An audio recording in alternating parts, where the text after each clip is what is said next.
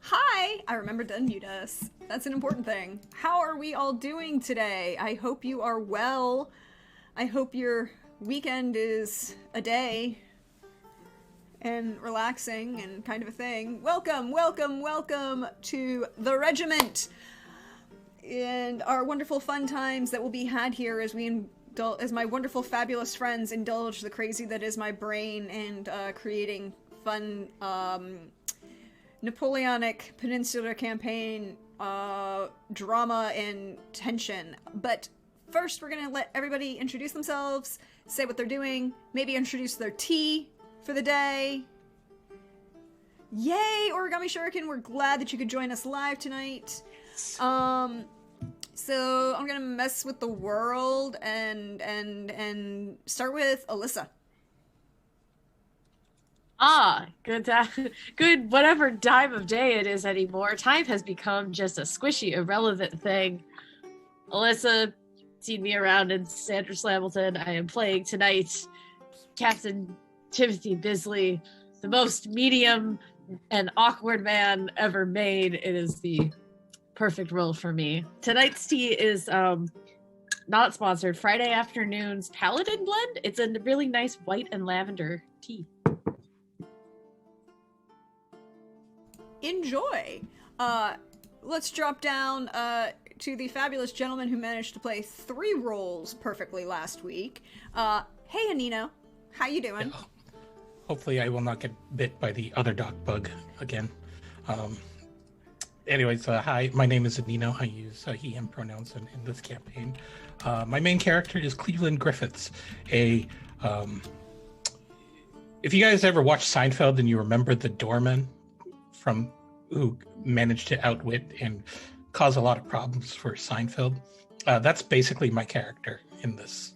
He's just the farrier, but just the farrier. He picks and chooses spots to instill chaos. And tonight's tea is a Arihasu Sencha Premium Blend, straight from Japan. By the way, fun tea fact, I don't know if all of you know this, but all tea in the world come from one specific plant, and that the variations of the tea that we all drink comes basically from where it's grown and how it's cultivated and processed. Oh. That's pretty amazing, in my opinion. So. It is. As long as you're drinking tea. And not like rooibos. And claiming that it's tea. Which somebody tried to tell me the other day. It's like, I'm going to have some tea. I'm like, that's rooibos. That's not tea. But, moving over to the stylish gentleman who usually ends up talking to himself on this channel would be the wonderful, fabulous, hey Jim. Hi. It's all my fault. All of us greet you. Good evening, I'm Jim. I use he, him pronouns. And I am playing Major Fletcher Spaulding, surgeon for the regiment. And tonight's tea is Irish breakfast. And it is one of my favorites. It's breakfast somewhere. There's also no judgment for having Irish breakfast tea as your main tea of choice. That level of caffeination is sometimes required. I do acknowledge this. But thank you for joining us, Jim. And last but not certainly but least, the gentleman who managed to leave behind the shovel and found a backhoe to dig himself a hole in with is, hey, Trooper. I was hoping for something larger this time. I was thinking that like maybe I could get some sort of, I don't know, like massive crater or like a meteorite or something to dig a hole with. I'm not quite certain yet, but something really exciting. See, the thing is, a meteorite means you're not controlling it anymore. Oh. Maybe a giant drill. Yeah, like a giant drill, like supervillain size drill. Yeah. It'll bore right through the entire up crust of the. So you've heard it here first. Trooper is auditioning for the role of Brainiac. For villainy. I'm Trooper SJP. So happy to be here. This is such a fun campaign, and if you didn't know it, because I feel like Prax was not clear enough. She invented this game and all of the tables and the whole thing. This is like her creation as a game designer. And so I feel very lucky to be in it. So that's exciting. And I'm playing Lieutenant Henry Valentine, who uses he, him pronouns. And he is promoted from the ranks, farm boy, and not good with rich people's etiquette, which it turns out is awkward when you're at a rich person's banquet party, shindig, soiree. Well, okay, hold on. When I said I was at this thing, I actually mean I'm outside of the soiree at the moment in the front steps of the soiree, because I have been asked to go home because of the concussion. I don't think it was a concussion. I think it was the other things, but that's me. And my tea is a, I should do this right-handed so you can see what I'm doing. My tea is a black cherry berry. I will not be drinking it this way because I'm left-handed, but using my exciting, you can see, you probably can't see it very well, my exciting mustache cup, which has a little lip on it so that when you're drinking your tea, it does not ruin your handlebar mustache. That's me. I did not know such things existed. Yeah, look I into love that. the things that humans invent. Yeah, mustache cups are a whole thing. I also have a little mustache guard in case if I'm going traveling and I don't have my mustache cup with me, that I can put a little guard on top of a thing so that I can drink my hot chocolate or whatever, and it will not ruin my mustache. Trooper, I realize you're talking about like a piece of cloth or something, but I will tell you that in my mind, I was now imagining like a colonial guard about that high that you post right about here. It was not cloth. It's metal. It's a nice little brass plate that you just place on the rim of your glass, so that when you drink, your little mustache is like at the plate, and like all the little heat and liquid does not mess up your mustache, which is important. And this is just a little. It's like what it is. It's like an adult sippy cup, is what it is. That's fair. That's good. Jim's like, I'll take. God, 12. I love that. I just love human creation. It's just so wild. Where there is a problem, life finds a way, doesn't it?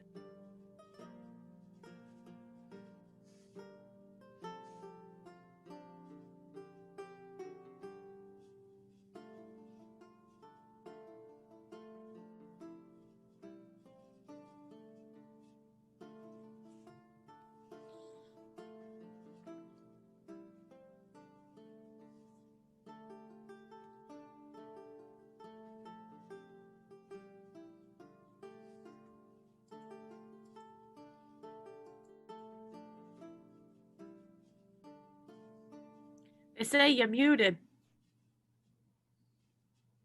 I had to do it once, guys. It had to be once. Thank you for joining us. Thank you for coming to have fun with me. Thank you for all the fun things. And I am continuing my trend of enjoying my favorite tea, hashtag not sponsored by Big Low Tea. Although if Big Low Tea wants to sponsor me, I will sell my soul for them. It's fine. Is a constant comment. It is a black spiced tea with orange rind in cardamom and other fancy spicy thingies. It's really good. I will also say, having taught high school for 10 years, or 8 years, this tea got me through cold and flu season and still be functional. I will not claim that it was a cure-all, but I will say it kept me functional. But last we left off, the members of the Royal Household Guard Cavalry Unit had a very exciting last 2 days, trying to discover where these horses are being sold to, well, British horses are being sold to Frenchmen and cavalry, and where's that? Coldrake. Thank you for breaking me in the first 5 seconds. I appreciate you. Moving on. Because I can't officially comment on that. But they were trying to find out how these horses were being sold away to the French. They attended a soiree, an evening of revelry and perhaps slightly scandalous behavior at the home of one Count Francisco Serrano, a local Spanish nobleman whose villa resides near the British encampment near the city of Talavera. Spanish city of Talavera.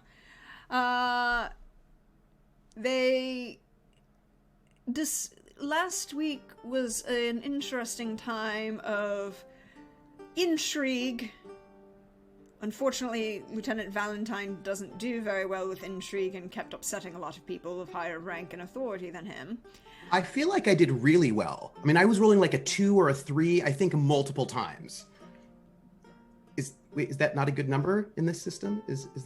No. Not at all. There was a brief moment, well, let me rephrase that, it wasn't brief. There was an extended period of time where Anino's second character, Captain Tristan Pomeroy, encouraged Captain Timothy Bisley to engage in, well...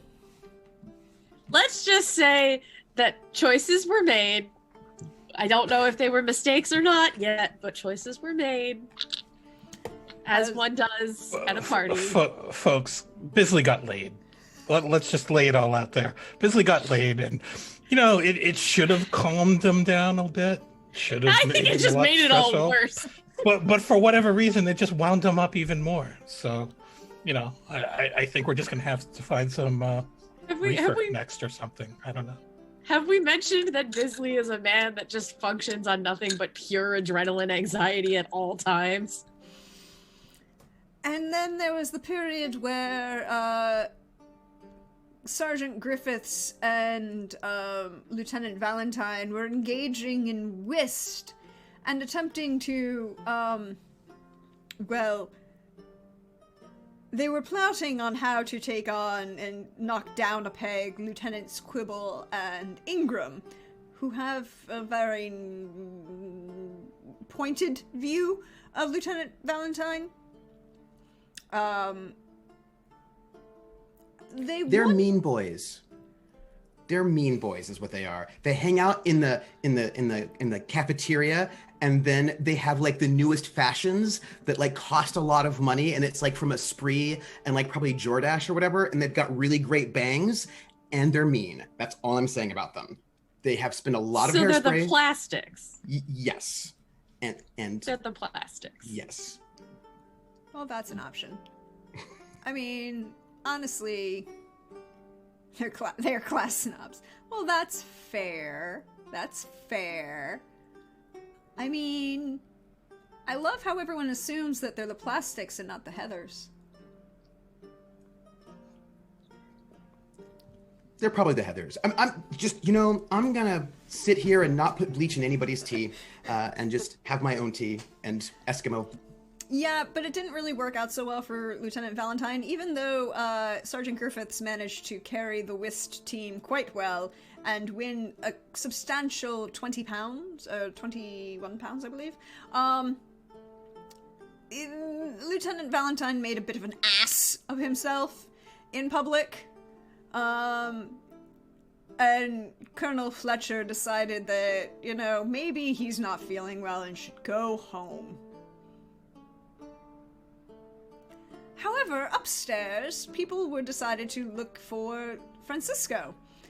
Those people were the doctor, Captain Bisley, and Captain Pomeroy. They found the doctor. And the artillery officer that the mysterious woman, Donna Caterina Elizabeth, wait, I had this written down because I needed to write this down. What's her full name? Donna Caterina Estefania de Sevilla. The mysterious woman seen exiting the doctor's hospital tent before the fire, and also apparently waltzing with a number of people and being a very interesting woman. But the person that she was waltzing with last was the artillery officer, Major Gaylord Holmes. And Major Holmes and Francisco were found in Francisco's chambers, locked inside with a bottle of Madeira, breathing very poorly and possibly, a slight smell of almond on the air. Luckily, the doctor is a very, very good doctor and managed to prevent both of them from dying, despite Captain Bisley's attempt to facilitate the death of Gaylord Holmes by accidental failing at medical stuff. But I think... I know something about medicine. I know one thing. Find a doctor? Call the doctor. Very fair, very fair, very fair. We are going to start today with the doctor and the two captains on the second floor of the villa in the back front southeast bedroom chambers. with the two gentlemen still unconscious, although breathing, and now have evacuated everything that they have ingested, and seem to be improving, although you'll probably need to take more medical treatment for them to continue to do so. Okay. Also, the maids kind of fainted outside because she was pretty convinced that these guys were dead. What would you like to do? Oh, as for me, I want to, if it's safe to move them, I want to get them onto. I'm going to presume that in here that there is both like something like a bed and a fainting couch, something multiple surfaces on which to lay people, and so I'm going to put Francisco in his bed.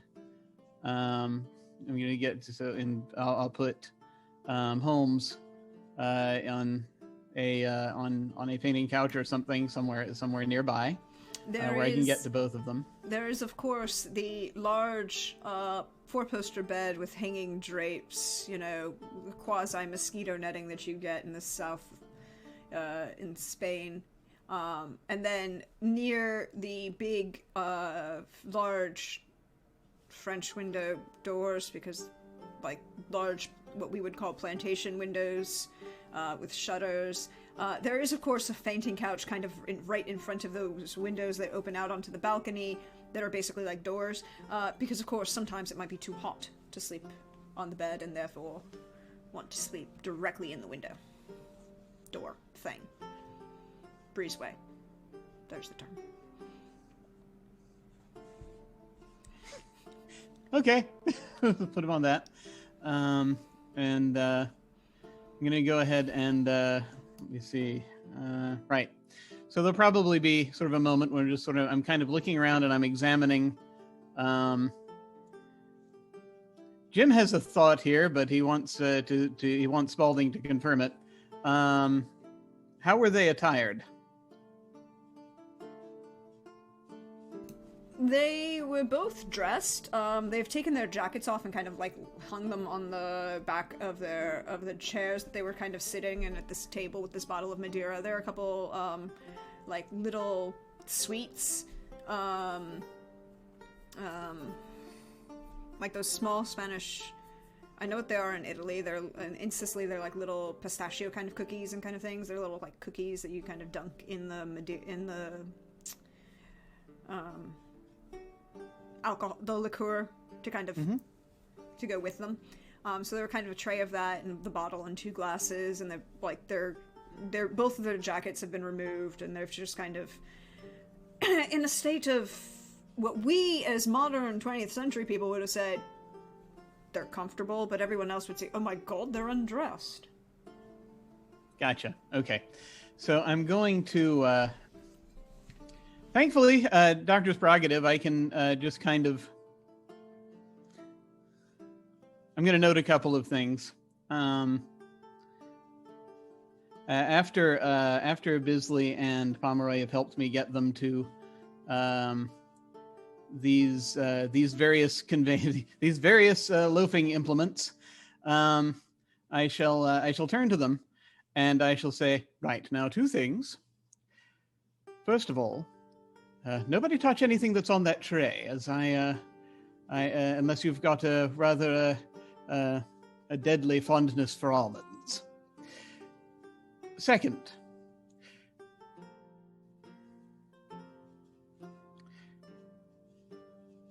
should anyone ask, and I don't reckon anyone shall, but should anyone ask, when I came in, after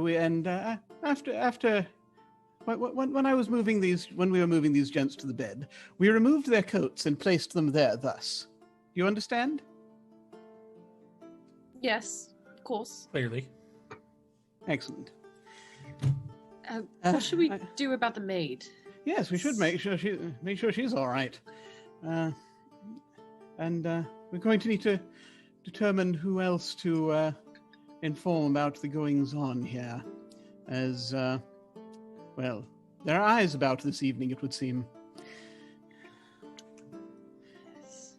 But yeah, basically, see if we can check on the chambermaid. I might, if there's room in here or if there's another like couch or something in here, might bring her in here as well. Possibly, just so that she doesn't have to recover out in the hallway, or another bedroom. There are other places. There are plenty of other. There are plenty of other. Yeah. I just need somewhere I can get back and forth from. I mean, she'll be okay. She just fainted, right? Well, yes, she's just fainted. You would be very aware that there is the passage between the master's bedroom and the mistress's bedroom, and Francisco is not married. Huh. So, I think there will be a need to just kind of check that out as well, in case there are any signs, if we want to do some detectoring, but... Captain Pomeroy is already exploring this. Yeah. Yeah, it would be worth some detective. But really, I kind of want to know who supplied the the drinks and cookies. I want to know who supplied the refreshments. Yeah. I will kind of examine the refreshments as well if there's time. You know, these are like unfurling plans, right? But Okay. Just examine the refreshments as well to kind of see if, do we smell almonds? Okay. Which one of these was it, etc. So then what we have here is the doctor is examining the refreshments. The captains are kind of doing a security sweep of the rest of this suite. Is that what I'm understanding? Yeah, Yes. I think so. Okay. And then, okay. So what we have then is, why don't we start with the sweep by the security sweep, and if I can get an awareness notice roll from everyone, a reminder that, or we'll start with the two captains. Can both of you get me an awareness notice roll? And if, for both of you, you may use, your, I will say that everyone's playing at home, everyone's monologue tokens have been refreshed, and the only person who has a bonus dice left, as gifted by the wonderful chat, is Lieutenant Valentine. Alright, then we'll just roll.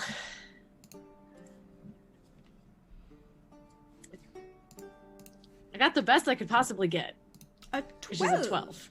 Not bad, actually. All things considered.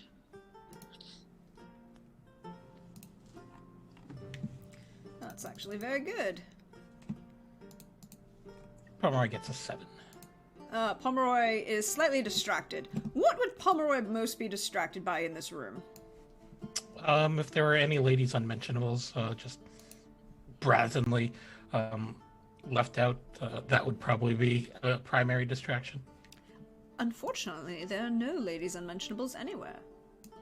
Oh, well, that's severely disappointing. I suppose he could also be disappointed and distracted by the lack of ladies unmentionables around the bedroom. That could be a slight frustration for the good captain. However, I will say from the point of view of Captain Bisley, the couple things you will notice right off the bat. Number one, as you remember, the door was locked as you came in. We're using this as our upper level.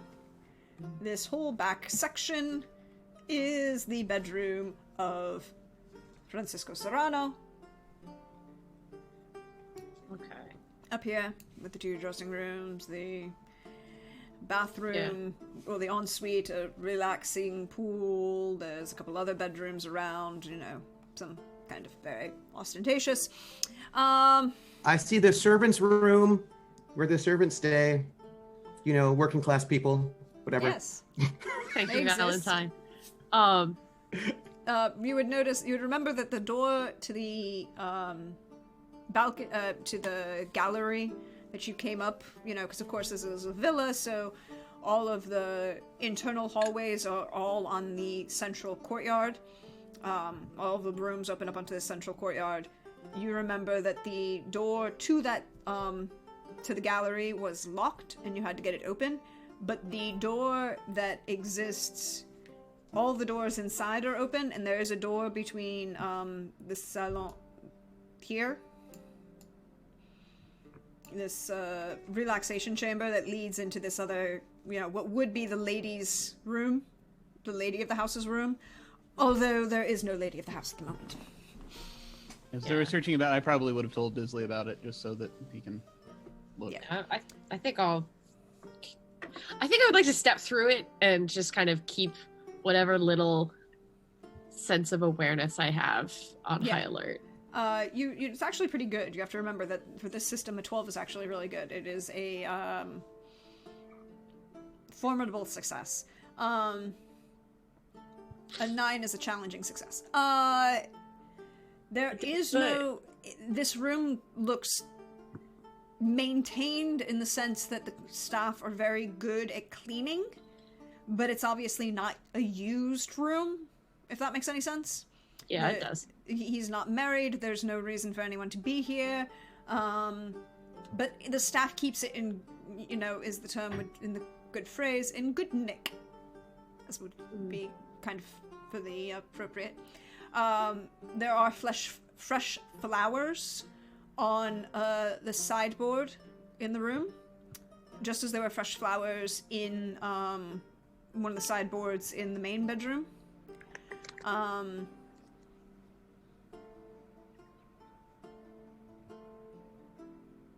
Roses and jasmine. Yeah, nothing giving off an faint almond scent, but more importantly, is there any sign that anybody's been in here besides cleaning staff, like within the last... In the ladies' bedroom, the door to the gallery is ajar. Okay, so somebody's been through. But I see no other signs of, like, general disturbance or... Nobody did the, like, setup work to bring in the refreshments that would be poisoned in here. Not in here. Okay.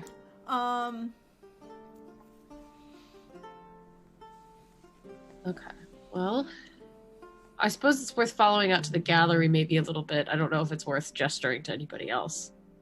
Or if I'm just gonna keep sort of prowling about. Yeah, keep going. Okay. Anino, is Pomeroy going with Bisley? Or is he staying? He will accompany Bisley. Okay. So the two of you are going to continue poking around on the upper floors. Doctor, you wish to examine the food to see if it is unwell? Yes, I wish to. I wish to see if there how much blood there is in its, how much sugar there is in its cyanide stream.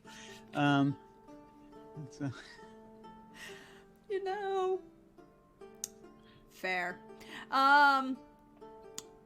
Go ahead and roll me a healing diagnose. Okay. I think would be the best use here for you. I shall do this thing. Do you? Ooh, a 19. So that's 1 degree of success.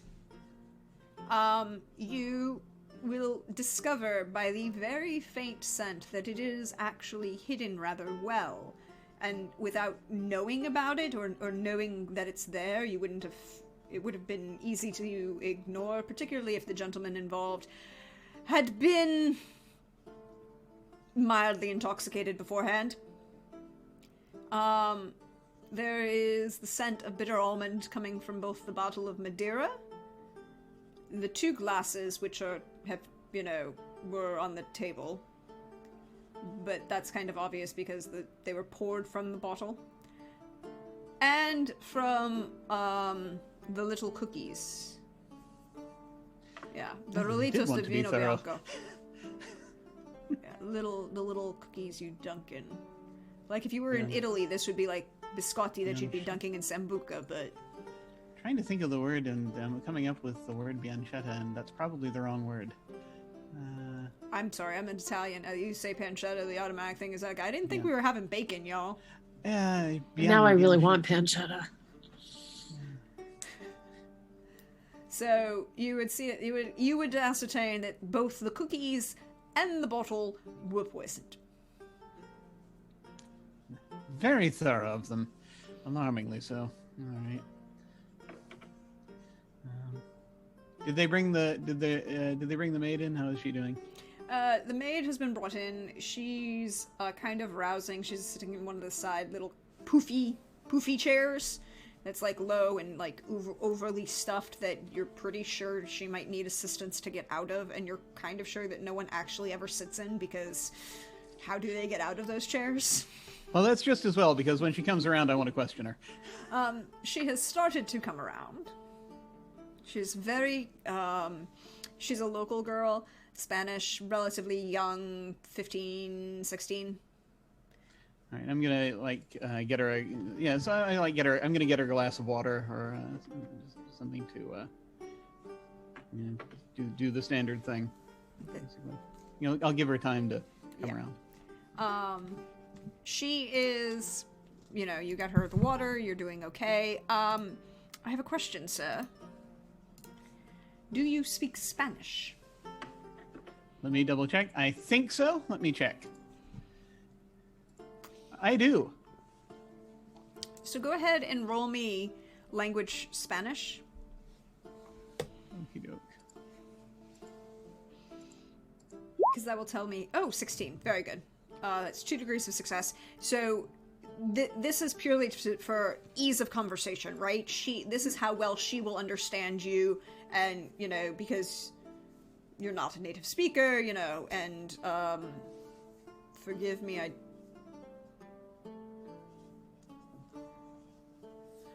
I could not tell you which particular dialect Talavera is speaking. I'm sorry. I feel bad now that I've failed in my research. I should look that up. It would not be Castellano, I don't believe. They're too far south. No one's bothering. But what do you ask her? So, if she's okay, I'm going to kind of first off stress that her master's all right. We got to them in time. But what I'm going to ask is,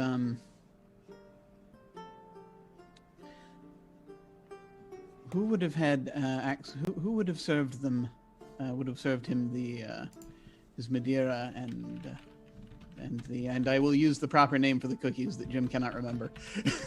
Well, we're gonna thank Coldrake for actually finding them, the polvrones. Polvrones. Yes, the Spanish almond cookies, which is why they wouldn't spell bitter almond. Polvrones. Ah. Thank you, Coldrake, for helping me. And I was wrong. It would be Castilian. Ah. Because Talavera is in Castilla-La Mancha, in western Spain.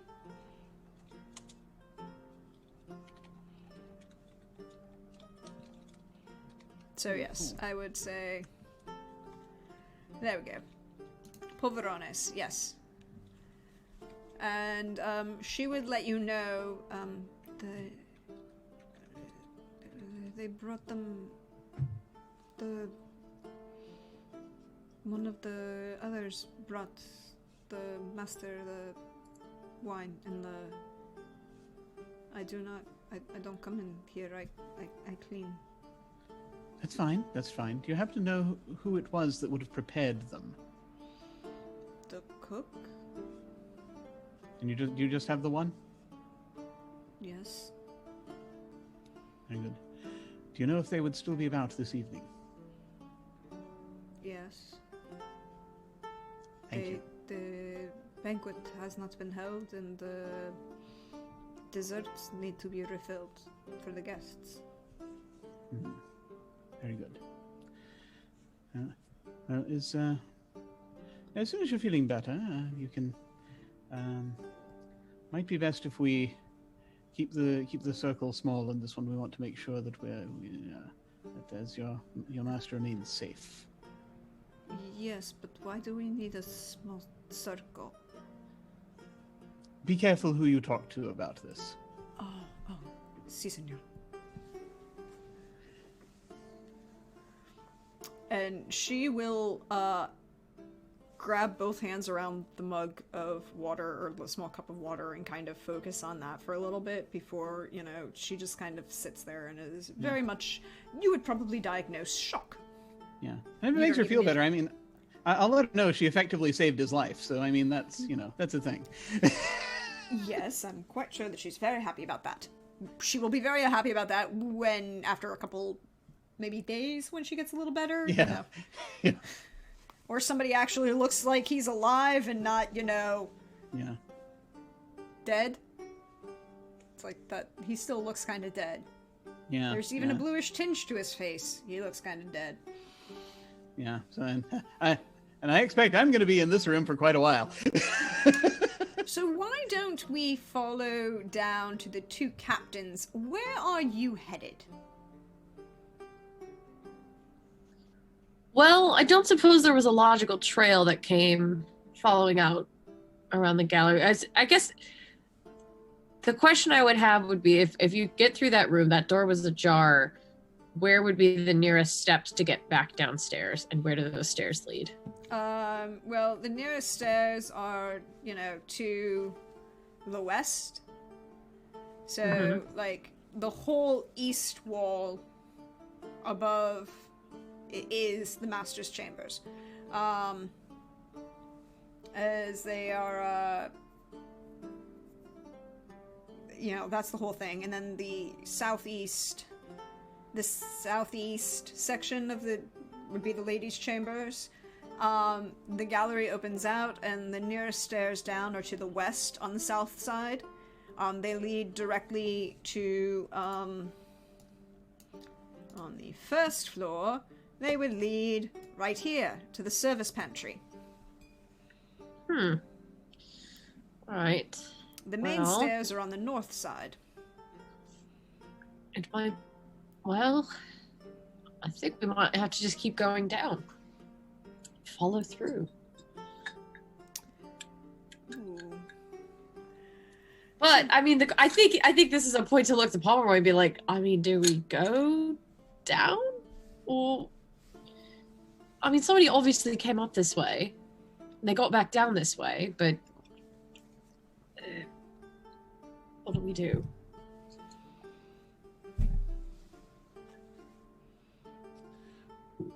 Pomeroy looks like he's about to say something brutally frank, but instead he just decides, well, let's just follow down and see where this leads us to.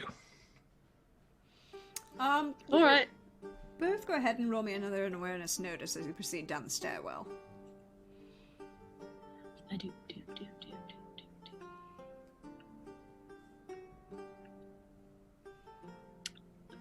7.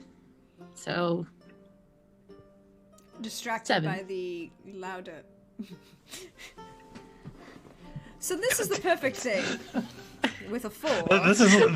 This is the basically we're two Mr. Magoos trying to work our way through this. No, what you are slightly distracted, because just as you start coming down the stairs, there's a slight slamming of a door and a slightly huffing sound as a gentleman who is concerned and doesn't quite know why he's been evicted from the building has been evicted from the building. And you would both see Lieutenant Valentine standing on the East Loggia as you come down the stairs through the hall. He's kind of standing like here, and you can kind of see him as you come down the stairs. And he looks, well, Trooper, what does Valentine look like?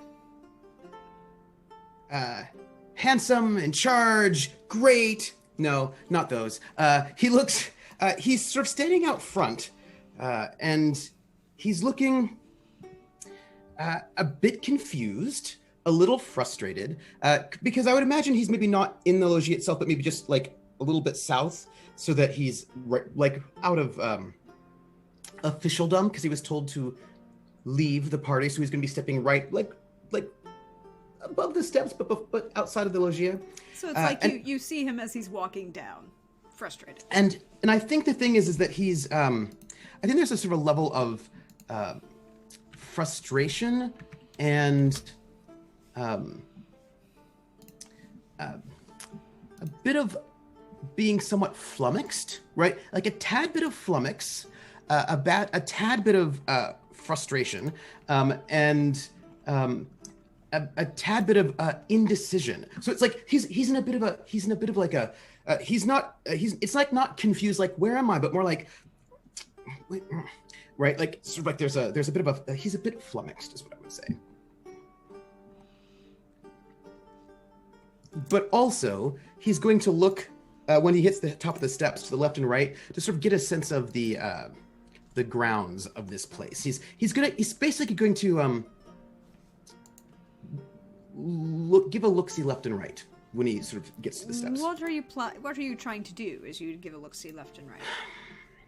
Well, it's not really clear to him what he's trying to do, in the sense that he knows that woman is an assassin who was trying to kill the doctor. Yes. The second time he said that wasn't true, but the first time he said he didn't know her. So clearly there's a mismatch in these stories. And he also saw her in the morning coming out of the tent right before the explosion. So he's suspicious of her. And he's sort of frustrated that he can't keep his captain safe because he's been ejected. And he feels like he's trying to like work through that in his mind. Do you know what I mean? And it's this thing. He's not going to do it, but it's the thought that he has that he's going to look to see if there's a trellis that he could climb up if he wanted to get back into the building in case there were an emergency. Like he had to save the captain. He's not planning on climbing up a trellis because that would be inappropriate, but it's his first thought is to look to, left and right to see if there's some other means of entrance. Even though he knows that wouldn't be appropriate, so he wouldn't, but it's his first thought is to look. I think here you are looking for a survival orientation. All right. And when he does, he's not, how do I put this? It's not like he's like active, like I'm going to find the entrance. It's more like he's walking out. He's a bit flummoxed. He's not quite certain all exactly what happened. And his first thought is like, if I had to get back in after I've been kicked out of the pub, what is the way to get in that is not where, you know what I mean. You know what I mean. 21. You would notice that there's the servant's stair that you kind of walked by. There's an entrance to which is kind of like through the flower, there's a servant's entrance here and here. There's another, both of which lead to the service stairwell and go straight up. You would notice that there is indeed a large percentage of, not ivy, but bougainvillea climbing up the side of this villa. Which, by the way, if you do not know, bougainvillea is a beautiful, gorgeous, flowering vine which can take out buildings. That's good though. That's good. It is much sturdier than mere ivy or something like that. Yeah. And so I think this is where he's at, right? He's like, and it's just sort of instinct, right? Like it's not like an active plan, but it's just his instinct to say, okay, well, I'm being kicked out, but I have to maybe at least see if, like, I don't want my captain to be murdered. So he's just trying to sort of figure out, I see you over there. I see you, type of gifts. Just a like a casing the joint, as it were, but in a less criminal sort of a way. Yes, indeed. So you would see, captains, you would see Valentine proceed slightly huffy out the door, looking left and right, and then proceeding around. What would you like to do? I think I'll turn to look to Pomeroy and be like, I don't think this is related, but I do kind of want to know what this is about. Perhaps a third set of eyes wouldn't be such a bad idea. Oh, perhaps not. So I'll walk over to Valentine and just very gently, like, tap him on the shoulder. Oh, Captain, glad to see you're safe. How about the doctor? Is he safe? Yeah, but Certain? well, I suppose what happened? he's. Oh Did my someone try to kill him? Well, It was that woman, wasn't it? No one tried to kill. No, he's. Well, I guess we're outside, so keep your voice down. But there's been an incident. What sort upstairs. of an incident? Are you talking about me? I really didn't mean. What I said. Wait, was what meant did to you take a- do? Well, I won at whist with Master Sergeant Griffiths. Oh, so that's the problem? You won a game? No, that was the part before the problem started. All right, Valentine. Wait, did you win? How much money did you earn? Oh, we did. We won 21 pounds. Oh, that's a lot of money. I know. That's a lot of money. I know. But then Sergeant Major Griffiths said that we should get, Ingram and to get them to sort of come and play with us so that we could, make them look bad and all that business. And so what he wanted me to do was to wave the money around, and which I thought was not really appropriate, really. Sort of, Yeah, it's not ideal, but it's not, It's not. So I just thought what I'd do is I'd sort of goad them into sort of challenging us to a game of whist. Oh, and did it work? I did goad them, although I didn't speak to them directly. I just sort of said out loud a thing. What did you say? Oh, I just said, we did so well and we're so good, and anyone who wouldn't challenge us would be a coward, and then everybody got real mad and then the colonel came and said that I should leave because concussion. Yeah, Valentine, you're not supposed to call anyone a coward. You know that, right? That's not you. That's bad, mate. That is bad. I think in retrospect, fanning the pound notes would have been a much more clever way of instigation. Yeah, you could have. Yeah, that's just you don't say that about anyone. That's trouble waiting to happen. Well, there was a moment, it was all tense. I just, just like you do at the tavern, you Yeah, this is talk a not little the crack a tavern, bit mate. Apparently it's not. Well, No. But here's the thing, though. That assassin woman's still in there. I don't know if she's an assassin, but there was, and he gets close and is very whispery. It's there was an incident with the host of the party and Did a he get friend of drunk? his. Did they get drunk? Drunk on poison. Keep it down. Keep it down. What? I knew there was an assassin. I knew it. That woman was an assassin. I knew it. All right. We heard you about the assassin. I don't think the important thing is... Captain, just notes to Captain Pomeroy. Look, I don't know who would have done it, but there's a good chance that it was somebody... We followed some stairs, servant quarters. We followed down the stairs here, so whoever it was knows the house. Right. It's poison. You know what they say about poisoners? No, what do they say? Only get to taste it once? No, that poison's a woman's weapon. And the woman I was talking about was also a woman. Hmm? Yeah, something tells me that she's not the problem here. I mean, I did take it under consideration, but I don't think that's who we're looking for in this moment. You say so, Captain. I'm just saying I saw her coming out of the doctor's tent right before the explosion, And when I first brought up the doctor to her, the doctor said that she didn't know her at all. And then later, after they've been dancing a bit, then he's like, oh yeah, sure, I know her. Which clearly says that maybe she threatened him when they were dancing or something. And so he felt like he had to say that he knew her to throw us off her scent of some sort. Clearly, he changed his story, right? He had two different ones. I think it's more likely that he was just trying to prevent scandalous rumors from surfacing about maybe inviting uninvited guests to the camp. Yeah. I suppose that could be it.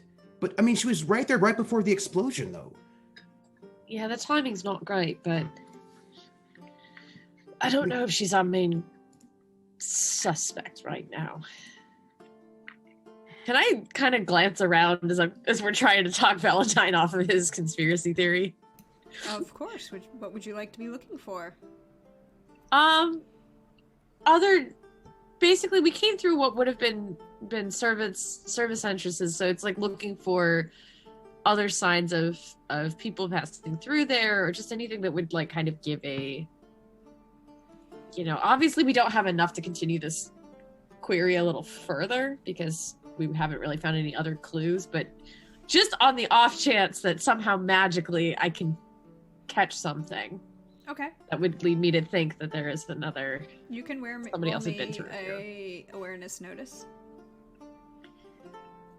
Someday I'll get a 6. It's a 6. You see a number of you have noticed the number of servants coming in and out, moving through, refreshing the wines, refreshing the pastries, desserts, the chocolates, promises they intend to keep. Any Madeira amongst them? There are like 6 or 7 bottles. Yeah. But nobody's going back upstairs, right? Everyone's staying on this floor. Yes, it's okay. All right. So unless there is something else we can think we see, this trail might have run cold for now. But Captain, are they all right?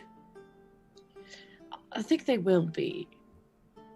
The doctor's got it handled. So someone, probably this woman, went and poisoned these 2 gents. And when did this happen? Well, it must have been too far along. Cyanide works fairly quickly, doesn't it? Yeah, so it happened this is fairly fresh. So whoever did it's probably still around. I've been out here. I didn't see anybody run past. That is also true. We could do we could go around the perimeter. It's a thought. But if they're still inside, has anyone seen that woman? Didn't we see her at one point before we went upstairs? Like on the dance floor? The last time... Well, you can roll me a cunning memory. I was pretty sure the last place we saw her was on the dance floor with Major Atkins. But I'll roll a cunning memory to see what I remember. I rolled a 10. With a 10, you'll remember the last place you saw her was as you were leaving the back room.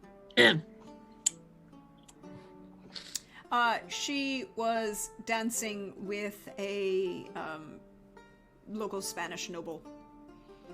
And if you glance around, it doesn't look like she's left the dance floor. So yeah. Not that I know what was happening when I was preoccupied, but, well, the last place I saw her was on the dance floor, and I don't think she's left. Not that I was keeping a close watch on her. Frankly, she frightens me. Well, so considering, Yeah, that's not why, but also that does not make her less intimidating. Well, I think being an assassin's pretty intimidating, don't you think? It's more the pretty noble lady real tough looking. Oh, she's pretty, but that's how they She work. gave you quite the dressing down, at least before I walked away and left you to your device. I mean, sure, I suppose. I don't know I'm if she's really busy. You need to stand up for yourself a little bit more. all right. I had no engagement there. I saw what I saw.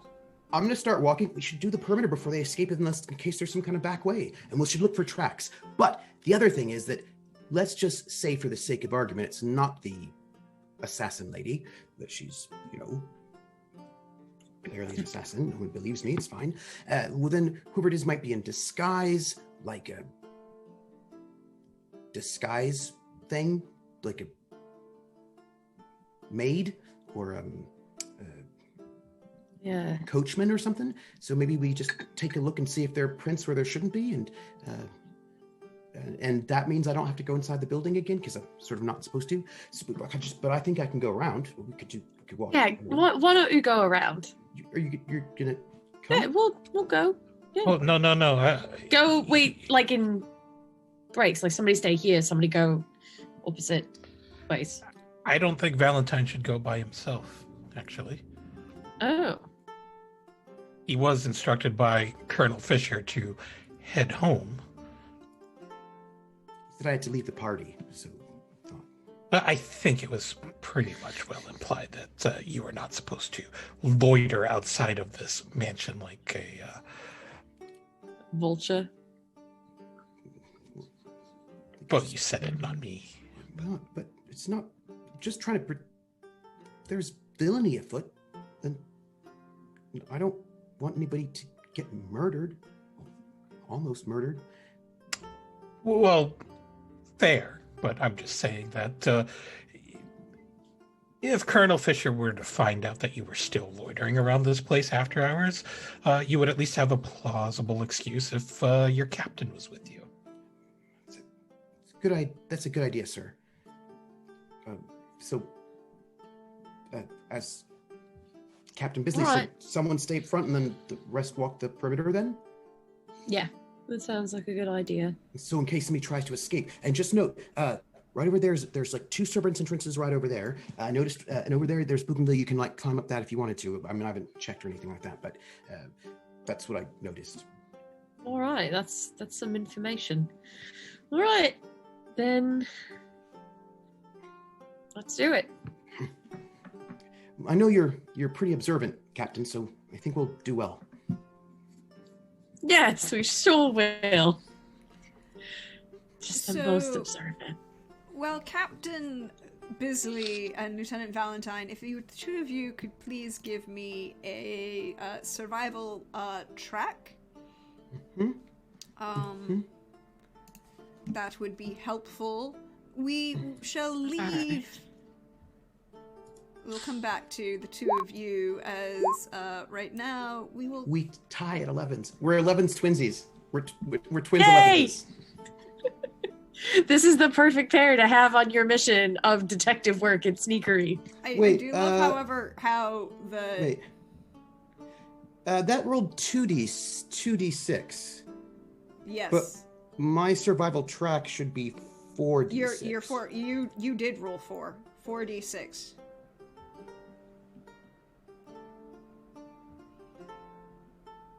No, it looks like I only rolled 2. Yeah, mine rolled. Oh, No, I see. No, yours. mine rolled 2. Yours rolled 4. Yeah. I see. I was looking at yours. Thank you. Yes, you both rolled 11s, but Yeah. you got there. Yours has the red around it, mine has the green around.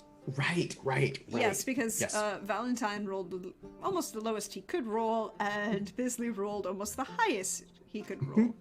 That's because we're a team. That's why. Teamwork is the dream work. But we're going to move on to check in on Sergeant Griffiths. Last we saw you, Sergeant, you were remaining in the reception room after the unfortunate motion where Colonel Fisher had evicted Lieutenant Valentine. What are you doing, sir? I think that Sergeant Griffiths is going to take that moment to leave the soiree as his sport has been ruined. Will you roll me an awareness notice, please? And I should not have made this like my dump stat.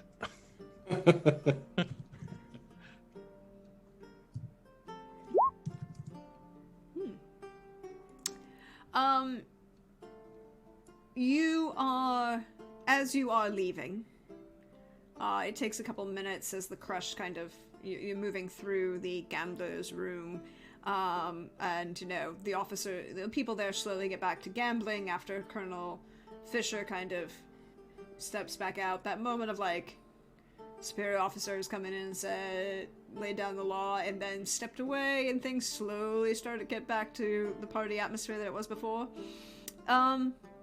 You would notice that there are a number of francs just on a couple of the tables.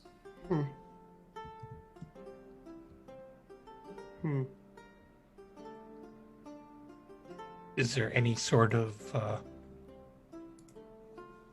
detail that Sergeant Griffiths could glean from their attire or stature? Oh, no. There are francs, and by that I mean French currency. French currency. Okay. French currency on the tables. Not francs as in Hessian mercenaries employed by the Okay. British Army, but actual French currency. Okay. Do I see who's sitting at those tables where the currency is laying there? Or are they unattended? Because if they're unattended, you know, that's just a shame.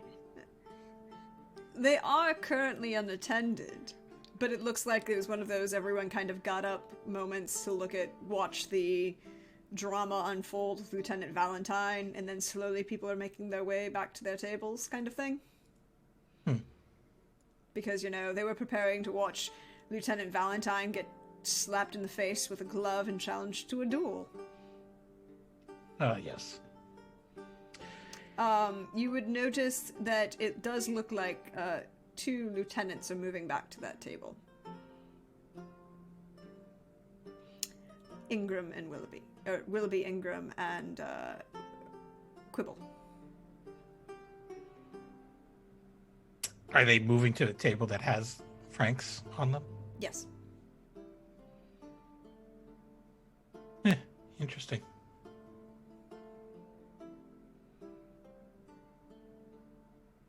He'll make note of it, but he's not going to tempt fate and screw with them even more so than he has this evening. So he is going to take his leave from there and maybe perhaps find the exploring officer again, see if what he's been getting up to. Major Atkins? Yes.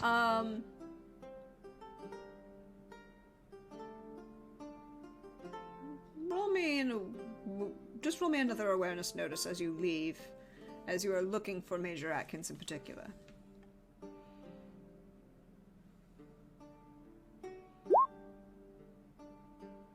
Nope, 17. You notice that he is currently, as you kind of come out of the reception room and start making your way through the inner courtyard, you notice that he is kind of standing here, in the shadows on the East Loggia, talking to a gentleman, tall. You can't quite make out his features, but he definitely does not have a British uniform, and he's not wearing, like, civilian clothes of a Spaniard. Huh. And it seems to be a very...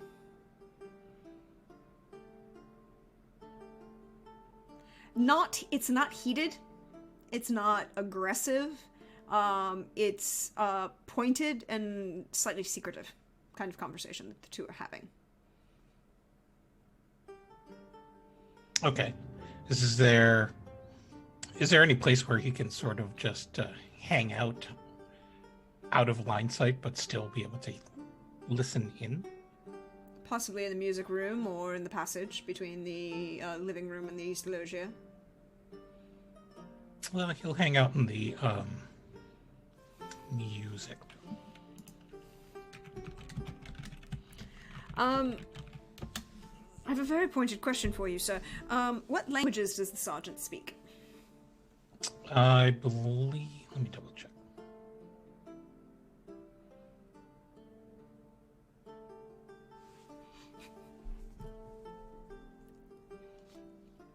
It would be English and French. You would definitely hear that the two of them are speaking French.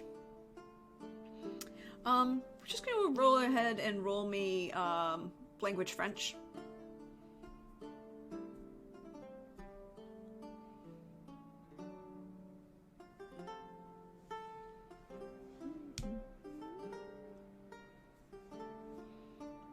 He's being very slow this evening. Yes, we love roll 20.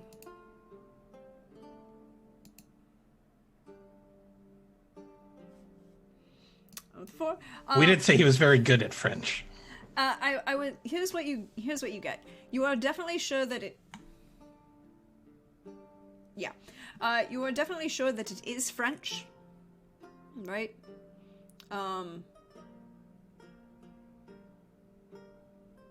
That doesn't. No, that's not right.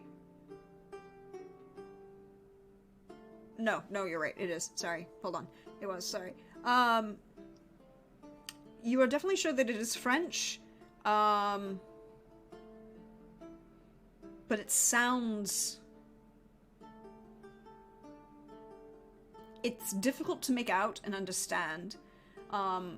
Like, Major Atkins' French is very clipped and short, as if he's learned from a book or, studied in, it sounds kind of weird with his very Irish accent to have that lilt of French added to it, so it's, very focused, very simple, but still understandable. The gentleman that he's speaking to, his French is lyrical, but somehow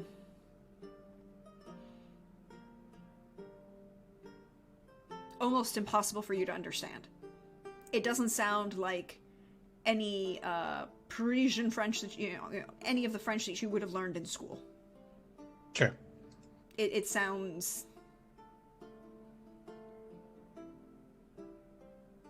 lilting almost. All right. Well, I suppose that he is just going to have to hang out there for a little bit longer and wait until their conversation ends. It's not long, another 5 minutes. There's a brief, handshake. And the gentleman leaves through the back, through the east, to the, out back here, out into the, shadows. And the Major Atkins turns, takes the moment, opens a little case, takes a second to hand roll some tobacco into a cigarette, lights it, starts to smoke, and then turns to you, says, Sergeant, would you like one? Don't mind if I do. He kind of offers his tin to you with both rolling papers and, you're fine.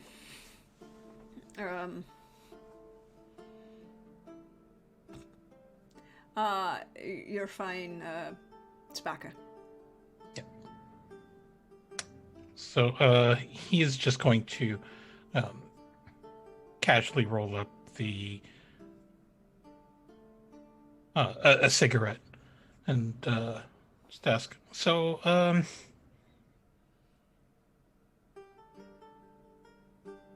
is it unusual for captains and lieutenants or officers to be carrying French currency? I would say at the moment it'd be slightly odd. I mean, aside from, French officers. Yourself, have you seen any on hand? Yeah, I just noticed that in the gambling den, several folks are using French currency in their wagers. Well, that is interesting, isn't it? Something else for us to look into.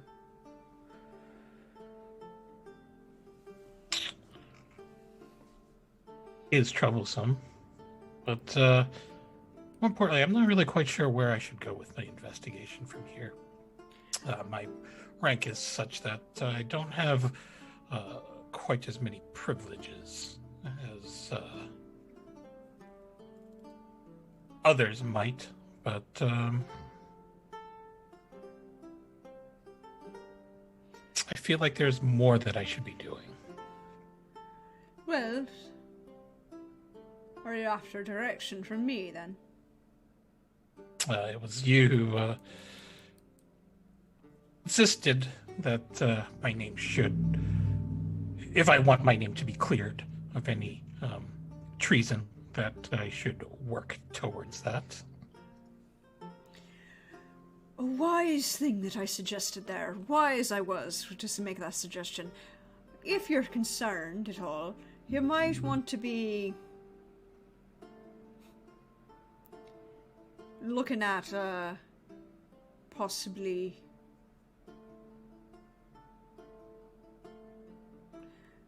Well, who would benefit from the money going around? Have we just figured out who that is?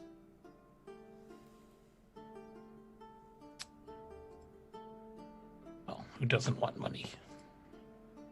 Fair, this is true, but some need it more than most at the moment.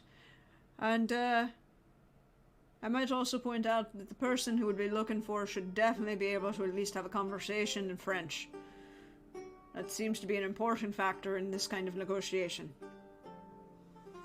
Well, that's true, but it seems to imply that would be someone of a higher rank or class.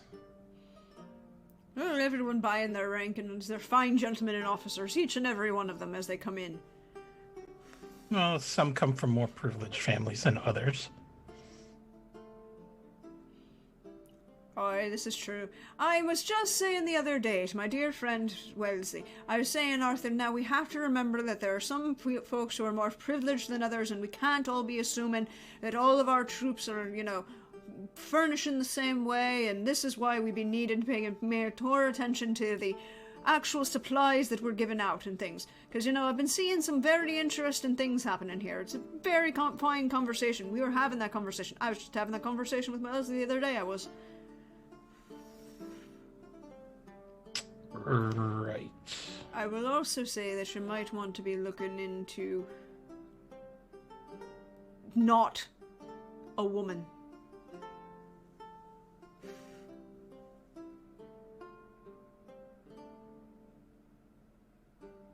Your associate, that fella who jumped ranks there, Valentine, is it? He might be upsetting a little bit of my plans if he keeps talking about certain women in that sort of manner. I can have a word with him. Gentleman has a very suspicious mind, and that is a useful thing. Very praiseworthy. As long as being reined in by more respectable folks and not being yelling at the top of his lungs. He's got a grand thing about paranoia and suspicion, but he isn't very good about the control or about the time to be asking these questions now, is he? Well, tact isn't quite his thing, I would wager. He's a bit of an idealist. Sees things very black and white. I don't think that man has ever heard of the term tact in his life. Well, no, but he hasn't had to measure his words as much as he does have to now. That might be a problem. I think he might be able to get himself in trouble. Also, be aware that the book is now currently open. There's a current 3 to 5 odds on your good Lieutenant Valentine getting himself into an unfortunate duel at an appropriate time because he can't keep his goddamn mouth shut. 3 to 5, you say? Yeah, I figure the odds are going to go up in the near future. Who's keeping the books? Perkins, of course. Perkins. Well, let me phrase that. Perkins keeps the messaging for the person who keeps the books, because certain people who keep the books can't be seen conversing with those who might be buying into said books. It's a difficult balance one has to make, right? Oh. I feel like Perkins is more connected than I thought he was. He's a good lad. He's very discreet and keeps messages moving very quickly. Does he? Do you trust him? He's very discreet and he keeps messages moving very quickly. I see. And he's good enough not to, let's put it this way, get bogged down and distracted by your good lady sister. Overly, I should say. Ah. Well, I suppose I shall have to have a chat with, Mr. Perkins. I will also let you know, sir, that the book will be holding a 3 to 5 for the next 12 hours. And then will be also be going up based on your previous conversation that you just done giving me.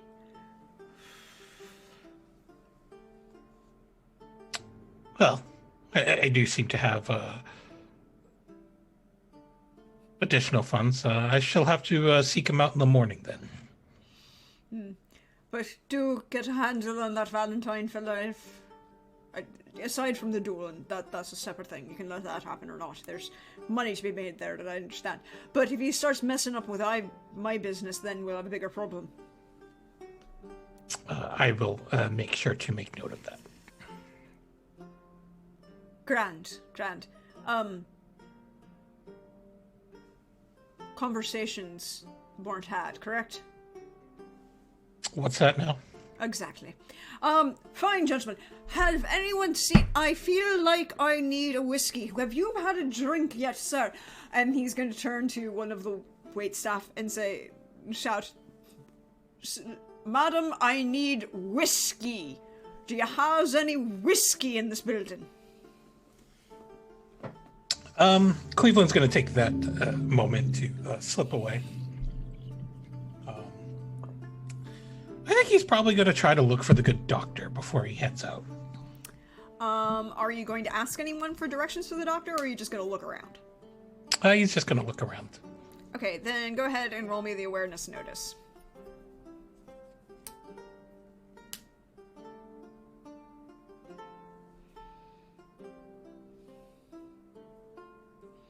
Roll 20. Work.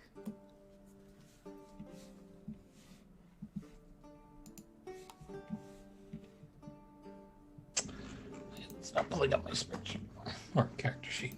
We'll have to revert to our real dice. Yeah, real dice are always good. 3d6, is that what I'm rolling? For your Awareness check. Your awareness, wrong. I just need to know what dice. I know it's 3, but... And then it's d6s, yes. Awareness, notice, yeah, 3d6. Rolled a 10. You would notice a servant carrying a kettle of hot water up the side stairs. And having been to one of these events before, you are aware that the doctor has on occasion acted as a, making sure nobody overindulged excessively, and you're pretty aware that he sometimes has to treat people for being stupid, and usually would do so upstairs. So he will actually follow the servant up the stairs.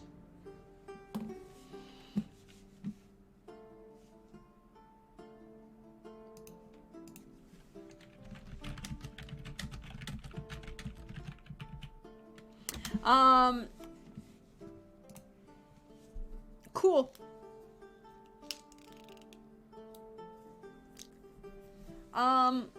The servant is a young, page boy kind of thing, you know, maybe 10 or 11. Just kitchen scullery boy. Sure. He, just carries the carries the kettle of hot water, knocks on the doctor's door. Knocks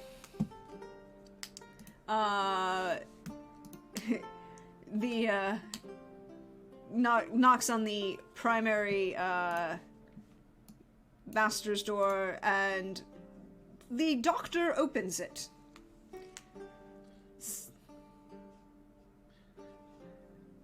Yeah, do I see Griffiths, or am I just picking, or do I just see the page? I mean, I don't think, is Griffiths attempting to hide? No, not at all. I mean, if this page is just a 10-year-old boy, he's not going to be bother or be concerned about being seen by him, because who cares, really? Yeah. So I think the moment I see him, I'm actually not gonna say anything. I'm just gonna, but I'll look. I'm like, yeah. So Griffiths will step past the page and make his way into the room that the good doctor is residing in. and, as I've grabbed the kettle and I'm bringing it over, and I say, "Oh, good. Close the door, would you? There's a good fellow." We'll do so. Like someone had a little bit too much revelry this evening. Oh, quite. It would appear. It appears someone had rather overestimated Francisco's appreciation of almonds, and indeed cyanide. Cyanide. Quite. We're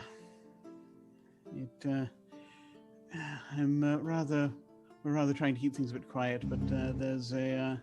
It seems there was an attempt on him and Mr. Holmes over there. Just peers on over. Well, it seems like there has been a lot going on at this soiree. Oh, quite, indubitably. I've reason to suspect that this would have been these. Was via. Could have been the Madeira. Could have been the. Could have been the polverones over there. As they're all almondy. But I rather suspect the cook might be able to shed some additional light on it. Unfortunately, of course, I've not been able to get away and question them, as well you can see.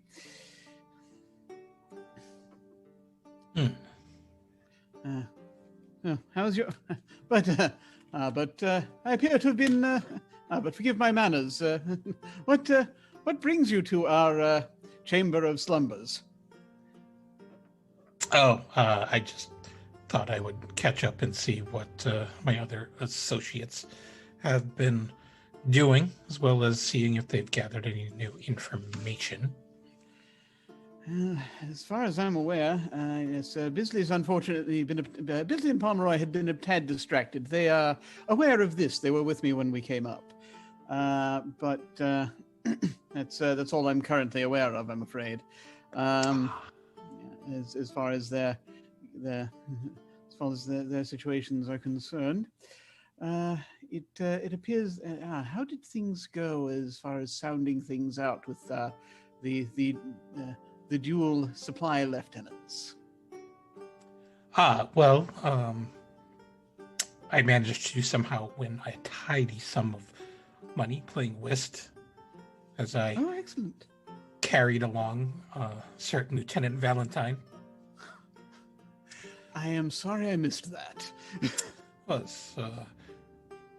things got interesting after that, because he dared to suggest that certain parties were cowards for not willing to play us in another round of whist, and oh dear, gloves were about to be slapped until Colonel Fisher arrived. And he sent Valentine home. No, that's unfortunate. It's probably the best thing for it right now. Unfortunately, I was slightly concerned about having him around with his injuries at present. I do hope he's all right.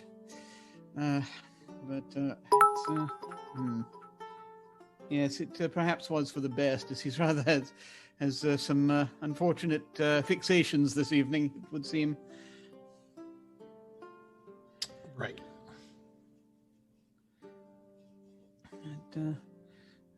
But yes, that being the case, no idea if either of them might be doing anything related to this. This is, of course, could be for any number of reasons, but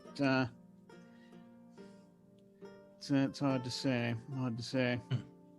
I was kind of hoping that you would have a different take on it. Maybe that all of this is perhaps connected in some fashion to everything. I suppose it there's some that it seems there's rather a lot of pieces floating about. There are something you should probably be made aware of is there are 3 French officers about here. I don't know if they're here, but they're about town. They've been released on their own recognizance, it would seem. That much Really? I found out.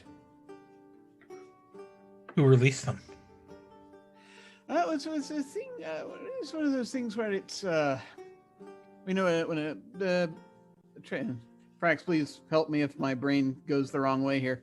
When a trade, some sort of political trade or other things are made, and they don't want to mistreat officers that are prisoners, they will let them walk about. It would seem it's a thing rather some of the upper tiers seem to enjoy doing, as it's a matter of decorum, one might say. Yeah, you would both know that that's just standard SOP, standard operating procedure. Okay. You know. But there to be kept an eye on. And I was hoping to ask Mr. Holmes over there some questions regarding the fire, as he might be able to at least provide. I don't believe he's responsible, but he may at the very least be able to shed some light on how it might have been done, on its process, as it were. Might be able to help put some of the pieces together on that as well. He's been identified as an individual who might have that knowledge. Something I was... yes, I'm sorry, go ahead. How soon do you think Serrano over there will recover? Well, at this point, we've got what was in the contents of his stomach out of him. It's really just really just a question of him fighting whatever's left in his system. You can see he's still got the blue skin tone, so it's going to be a little bit touch and go for a bit. I do believe he should be all right, but he does need to rest for. And this is the point where Jim looks to the GM and asks, "How much longer do we think we have?" Serrano, you might make him conscious in a couple hours. You assume that you're probably going to have to flush his system for a little bit longer, you know. Yeah. Like, you might be able to wake him enough to drink something, and then but to be coherent, you need a couple hours. It will be slightly longer with Major Holmes, because, it's only by the grace of God and the fine intervention of Dr. Spaulding that Major Holmes is still with us.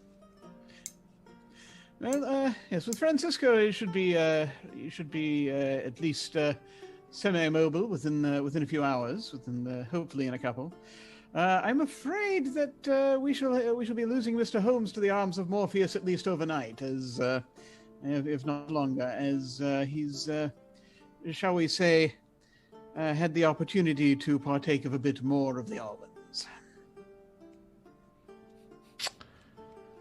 Well then. Okay, I wanted deception on that one. You're deception covering for this. You're covering for Bisley for no good reason, and I appreciate it. Oh, I'm just answering the question.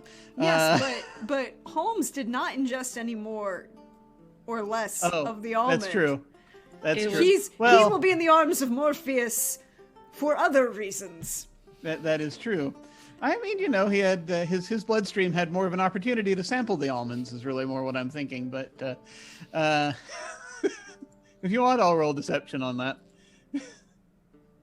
Unless I mean, I'm not exactly trying to necessarily. Spalding, I feel like Griffiths has probably known Spalding long enough that he's kind of doing this thing where he dresses everything in metaphor because it's just kind of how he's trained himself to talk at this point. So it's a. And this is where I point out, as was pointed out to me previous, that lies of omission are still lies. Yeah, this is fair. But and also that he. You'd probably know that Spalding knows a lot of people that he doesn't talk about for reasons that are slightly shady. But anyway, just a little shady. A little bit. Real slim shady though.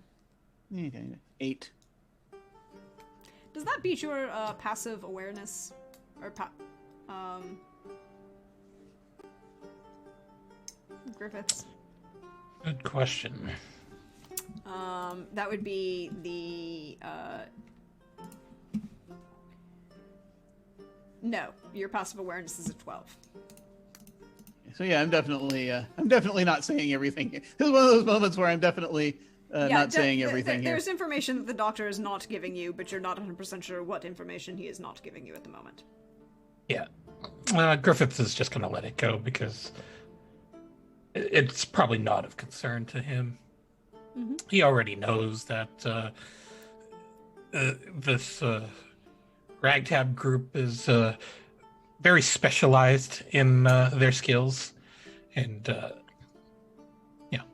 not necessarily folks who can think outside of the box. So but with that, we're going to pull back on the moment and look down on the scene as the moon is shining and is really the only light that can be seen as Lieutenant and Valentine and Captain Bisley make their way around the south side of the villa, striking views of the Spanish countryside at night, stars overhead. And we're gonna take our break for the evening. So we'll be right back, y'all. Refresh your tea, get yourself some water, perhaps some chocolates. There may be an assassin. Perhaps some ice. I was gonna say some ice for the burn that Griffiths just pulled on the rest of us. I mean, I just said that they don't quite, think outside of the box. He's not wrong. I think outside of the box. Like, clear the Spanish was an assassin. Clearly. That's super outside the box. No. There's outside of the box. And then there's on the same, plane of existence.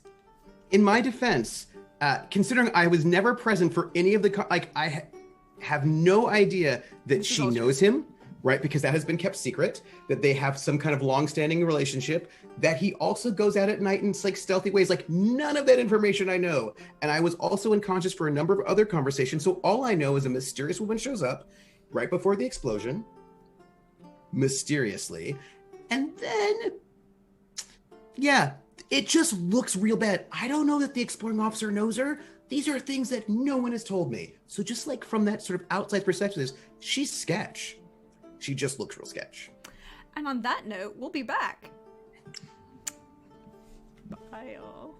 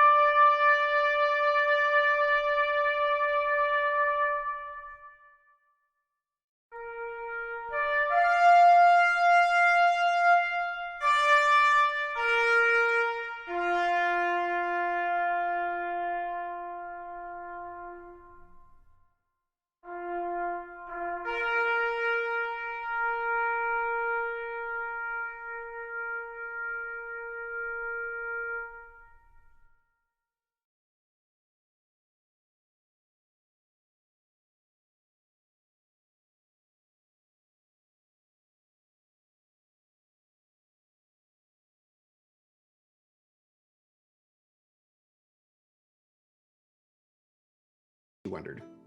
In case you're wondering, Valentine is still convinced there's a poisoner in your midst. You think? Look, I might be going out on a limb. Like, I understand that, but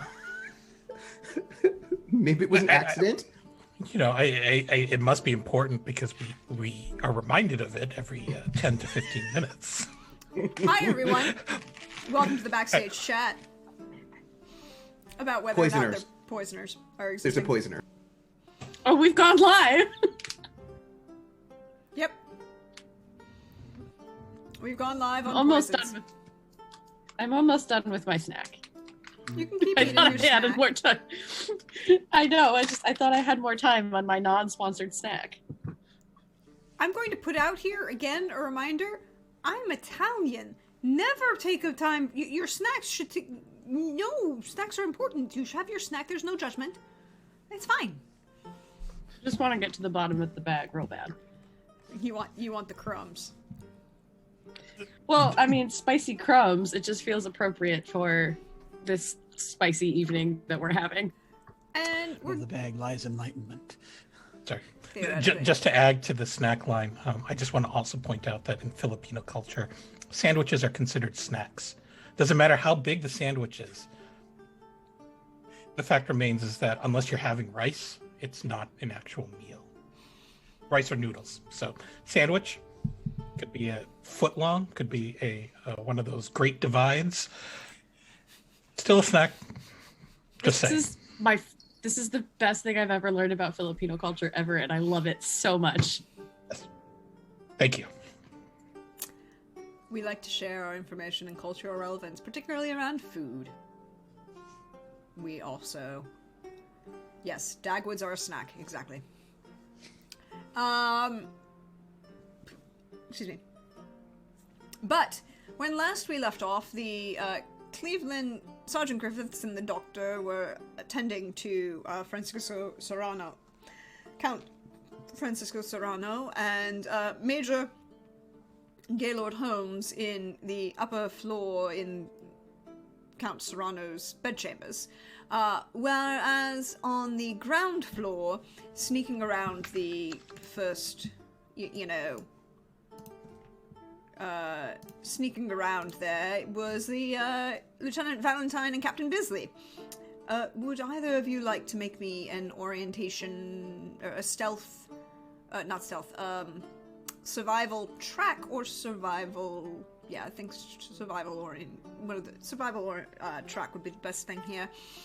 I will say, it will have a higher DC because you're looking for a formidable success. Because it is there we go. What if I don't get that though? Like, what if let's just say that I rolled better the first time I rolled survival track, and this time I rolled in true Bisley fashion, which is about medium. Well, it's a very good thing you have a Lieutenant Henry Valentine on your side to try and help you survive. Literally something Bisley has probably thought to himself multiple times a day since they met. I may not be good at parties, but I'm good at rummaging outside around the parties. I mean, Thank what I meant God. is, like, in the field is what I meant. I didn't... Thank God for Valentine. I mean, I was going to say this was your first soiree and probably your last. So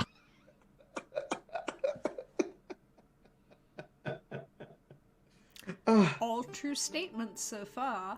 Unless you blame it on a head injury, and then you get a second chance. But that could also be your last. These soirees require an entirely different specialization of survival. Yes, apparently.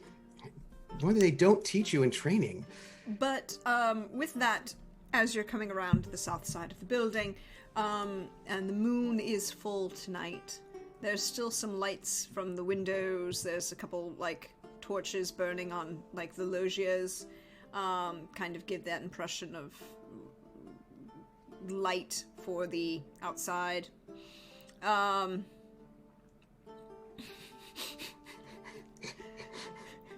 Yes, I time see of you have gifts. Valentine will help Bisley with survival track, and Bisley will help Valentine with survival tact. Yep.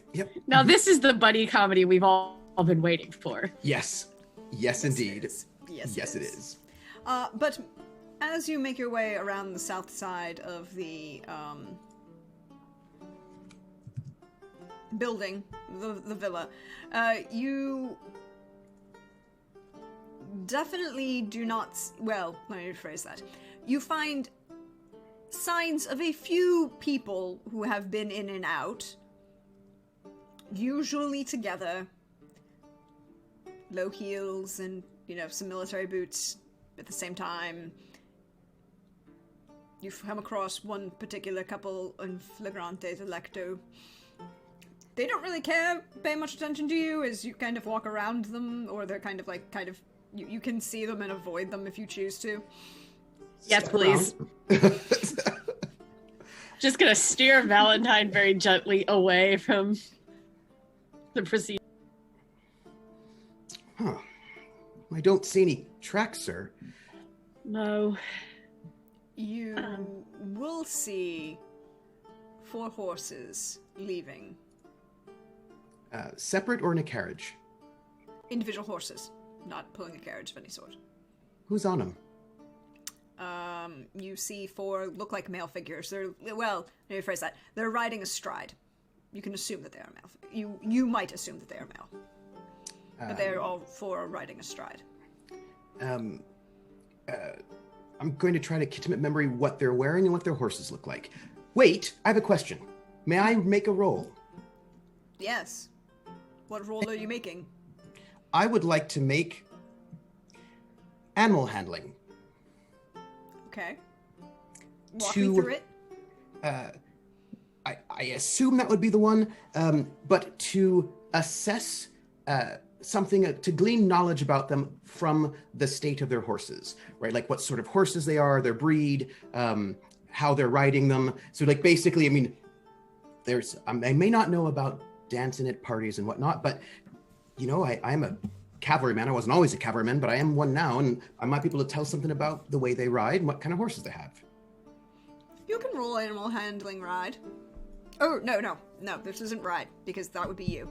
This is animal handling train. You want to see how well they're doing. Yeah, and just sort of like assess the horses, right? What sorts of... An 11. On an 11, 3 things you will notice first off. And then you'll have one question you'll be allowed to ask me. Number 1, the riders are trained, disciplined, very comfortable in the saddle. Number 2, they are all of a similar age range. You don't see any real distinguishing features. They are riding away from you, and while the moon is full, it's still dark. But they are youngish. They're obviously not old. Let's put it that way.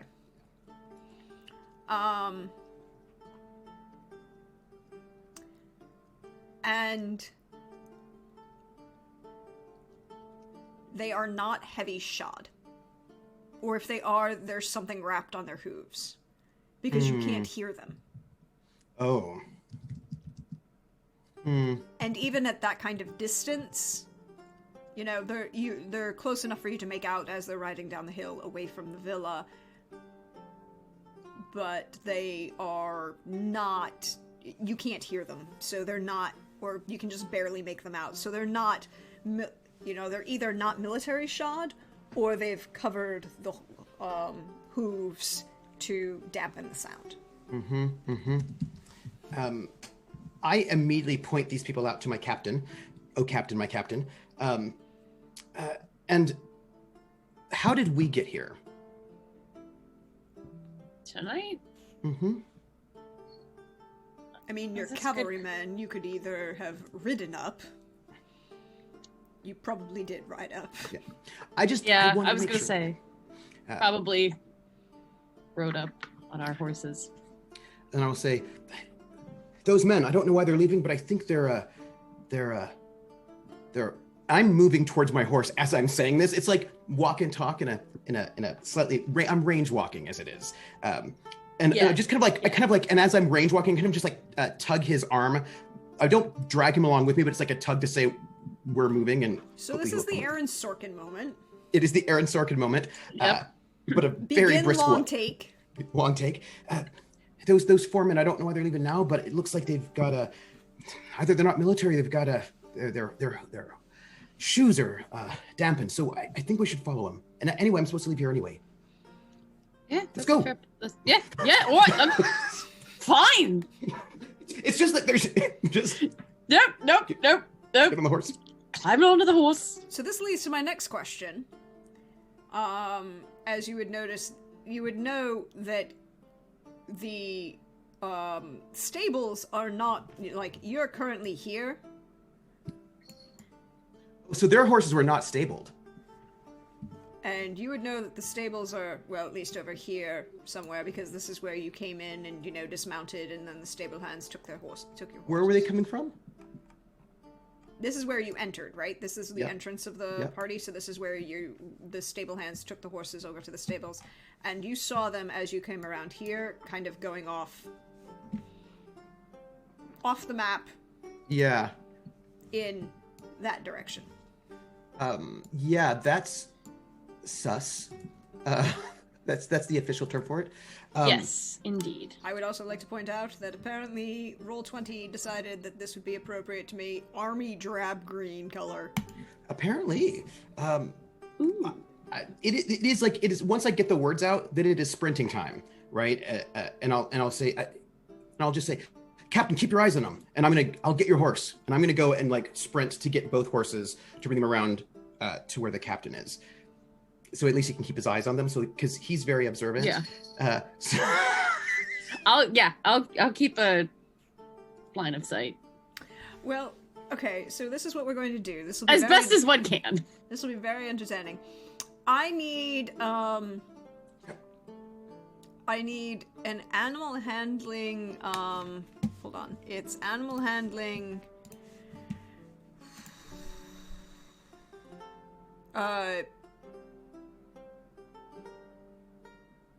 It's going to be animal handling train at this point to see how fast you can resaddle your horse. Mm-hmm. Which, by the way, would have been something you had been taught to do in full combat gear and all of these wonderful things. And probably, At 12. Okay. Captain Bisley, you will have 1 bonus dice for this scene because you were pointed out where they were. Can you roll me an awareness notice? I have a question. Can I give him my bonus die? I have one. Can I give it to him? No, because he already has. I got one. He got one from Bisley has one from the situation of the scene. An 8. You have not lost sight of them yet. Okay. Good for him. Really good for him. Now I need an animal handling ride. But I'm going to give you a penalty, Valentine, because you're trying to bring both horses. Mm-hmm. I have 1 bonus die, and I will use it, even though, 7. That's terrible. Yeah, that is awful. Yeah, it's, going to take you a little while. Bisley, I need you to roll me an awareness notice. You still have that bonus dice from the scene. Which is good. Oh my goodness. 7 on this one. Just as Lieutenant Valentine rides up with your horse saddled and prepared for you, you just lose them over the rise. Damn. So you know where they were. Yeah. But they are not currently in your line of sight. You would have to continue riding after them. Into the darkness, over the countryside. That's our best bet. I guess we're gonna ride. In the dark. Yup. Is that the? That sounds sensible. Yeah, that sounds totally sensible. In a Yeah. place that we don't know that well, in the Yeah. dark, chasing 4 mysterious horsemen. Yeah, without weapons. Because I imagine we did not bring weapons to a party. Because I imagine that would not be. Beyond probably your cavalry sword that you would. Yeah. Because cavalry swords, are fancy, so that seems doable. But also this time appropriate. Mm-hmm. So, here's a great one for you. I want both of you to give me an animal handling ride, and because you are leaving the line of area of visibility from the villa itself. No, you don't get to roll yet. Oh. Let me finish my statement. Sorry. It might help you, it might not. You're going to take a penalty die for this ride. Fair. Okay. Because just the environment is going to be against you. No, it was worse. We were both having a terrible time on that one. Nope. Here's what's going to happen. We're going to pan the camera back upstairs. Yes, I think we shall. This is what will happen. Cleveland Griffiths and Dr. Fletcher Spaulding. This is what you have. The window doors to the balcony outside the main,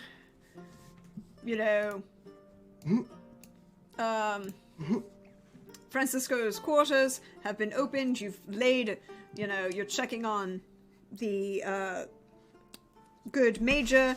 They are both, you kind of hear the sounds of heavy cavalry shod horses at full gallop riding around the side of the building.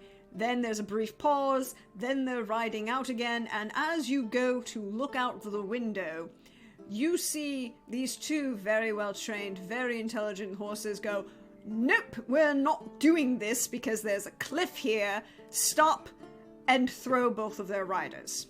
Yep. It appears someone's trying to take an unscheduled excursion. And you would probably, because they did not get very far, they're still within line of sight of the villa, and the light is still bright enough. You can definitely make out at least their uniforms are cavalry. Dr. Spaulding's understatement. Griffiths is just going to do a slow head turn with his mouth open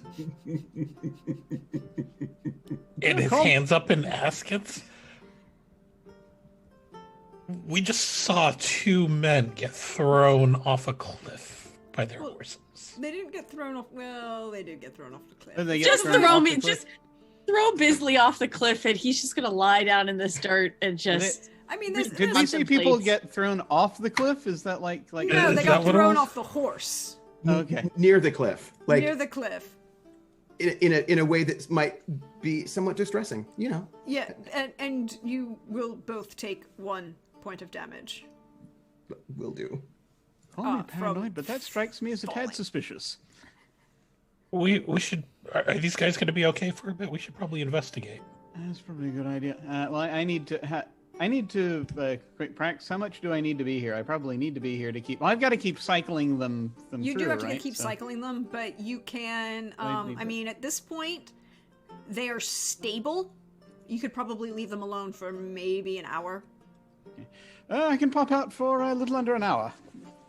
Probably they're a bit they appear stable at the moment. I shall. And so I'm just basically he'll go straight and he'll get his jacket and probably on the way out we'll call to one of the servants or the page or whoever to just someone who's in the loop right now. Could be the chambermaid, we don't know. Although she's probably not okay right now. The chambermaid has mostly recovered. I mean, she does work in this house. Yeah, just basically ask her if she's up to it. Ask her to just check on them periodically. I'll be back. And I say this really quickly as I'm getting dressed. Periodically, we'll be back. And don't let the cook leave. And, no, not at all. Do you want me to have him come up here when he is done? It might be after I've returned. Yes, we need to have a little bit of a sit down. Are they drunk? On something, yes. She's pointing out the window at the Oh, them? Yeah, like. Yeah. I just sort of glance out. Could be. They're certainly not very skilled at riding horses. I should hope they have the. I do hope they have the good sense to be drunk right now. I'd not be seen dead doing that sober. Sort of head out. That's all very fair. Certainly members of our cavalry unit wouldn't do such a thing. Indeed, sir, indeed. It would just be completely embarrassing. Yeah. Entirely. Just simply inappropriate. I love the shade getting thrown. So here's my next question. Are you being subtle as you're running out to see if these two individuals who've been bucked off their horse? I think it would be power walking. So the answer is no. Yeah, probably no. I've got my bag. Cool. I picked it up before I went out. So. Cool. So you make your way outside.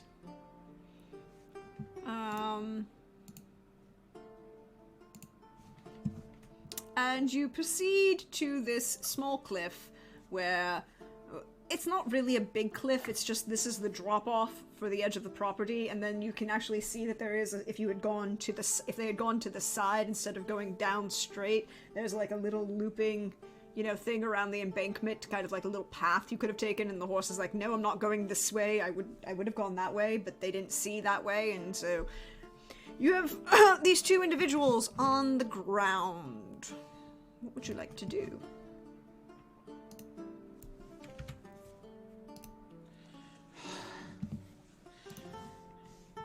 What did I say about those stitches? I'm just gonna come forward and start picking them up. I hope I'm not bleeding again, but doctor, there were 4 of them. There were 4 men astride horses. And they looked to be trained, comfortable, but they weren't making a sound. So either they were not heavily shot, or they had something on their hooves, the horseshoes, to obscure their sound. And they went out that way. They didn't go out the front. They were up to no good. Right. Valentine, we're going to have a talk about your gung-ho-ness. Now, who on earth did you bring into your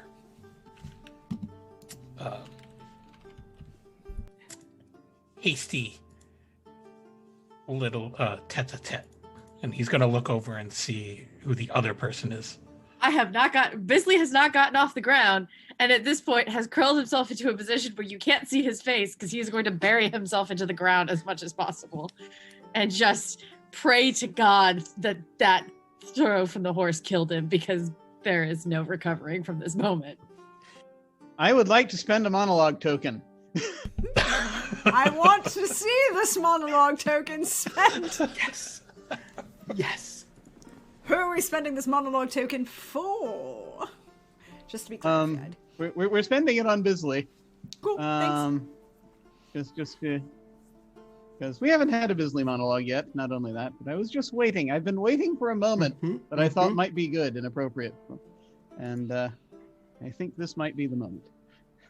I think it is. So on the ground, facing away from people whose respect I will never have, except for Valentine's, and at this point, all hope has been lost. Where did I go wrong, God? What have I done in my life up to this point that I have run afoul of such a twisted fate that I find myself not only in a situation where I can't help a man being poisoned, I can't save whatever this situation is, I'm just strung along like a bead on a necklace thrown across a room at the end of a night. If ever I had ever done anything truly this bad to deserve all of my life up to this point, whether it was...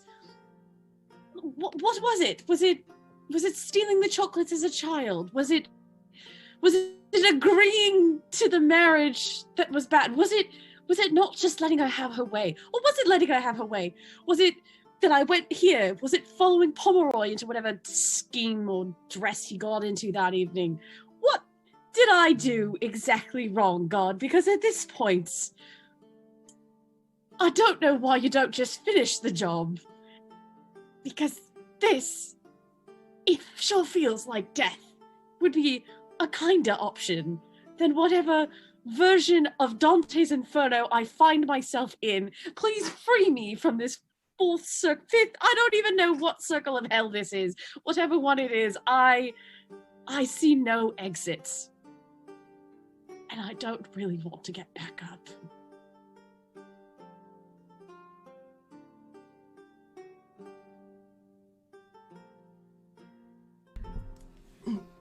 And that, with that thought in your head of, I really don't want to get back up, a large hand reaches down to your shoulder to check to see possibly if you're maybe still alive, or just to see who he is mocking, as Sergeant Griffiths comes over to check on you.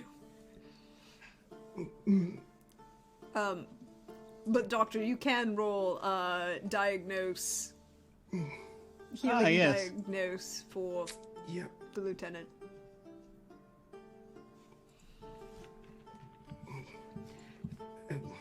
Well, it's not the captain's fault. You're probably right. I probably shouldn't have taken him with me. I should have probably just gone by myself. 4 degrees of success, sir. So that's 4 bonus dice for you on your. Can Cleveland hear what Valentine was saying? Because you told him that I shouldn't be taking people with me. So then that's what I said. Well, that was Pomeroy who told you that. No, because Griffiths just said right now, who is this that you, like, your gung-ho-ness, and, like, basically you said that I shouldn't be taking people with me. And so then I said, right, I shouldn't have taken somebody with me, and I sorry about that. Captain, I should have gone by myself. I'm sorry. Oh, Captain Bisley.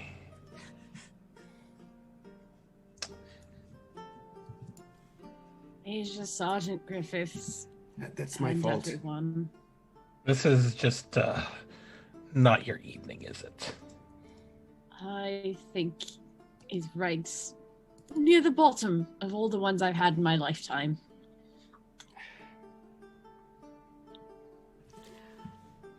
So, you may roll healing, treat ailment, or treat injury, excuse me, not ailment. Okay, gotcha. With 4 bonus dice? Mm-hmm. Gotcha. Yeah. At that, Griffiths is going to actually check up on the horses and calm them down.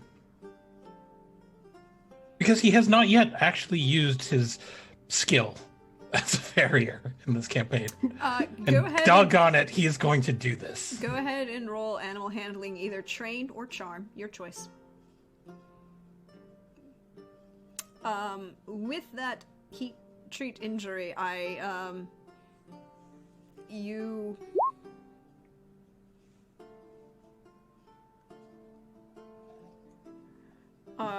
that is 4 degree, no. 12, 17, 22. That's 3 degrees of success, Valentine. So that's 3 health you can recover. Thank you. With that handling charm, Sergeant, you can calm these horses. They are well trained, they are well dedicated, they are cavalry horses. So they weren't running. The advantage was, like, they weren't spooked enough that they were going to start trampling the folks that they had thrown. Sure. But they were also like, nope, I'm not doing this. I'm gonna stop. I want to go home. I don't like you. You're evil and mean, and I don't like you right now. But now they are much calmer and much more sedate.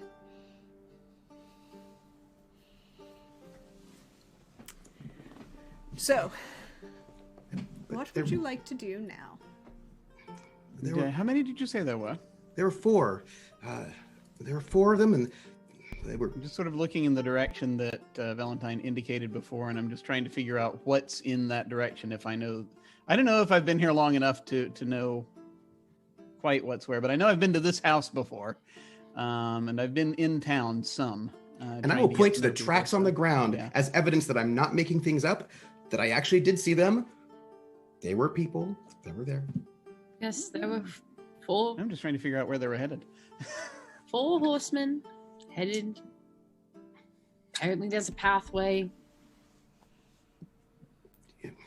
So, what is it exactly that they did? Well, that was so objectionable. I think it's the sneaking around with horses that couldn't be heard, which sounds a little like potentially. I mean, given everything that's happened this evening, somebody's obviously up to no good. This was the closest lead to potentially somebody leaving the premises in a hurry after all that has happened. Maybe they were out past curfew and just needed to go home from the soiree. Why would they go out the front? Like a normal gentleman? And maybe not with their horseshoes dampened?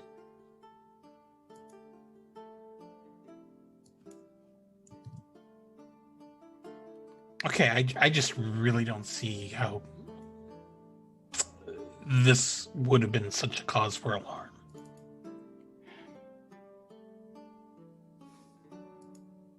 Not alarm so much as curiosity, I suppose.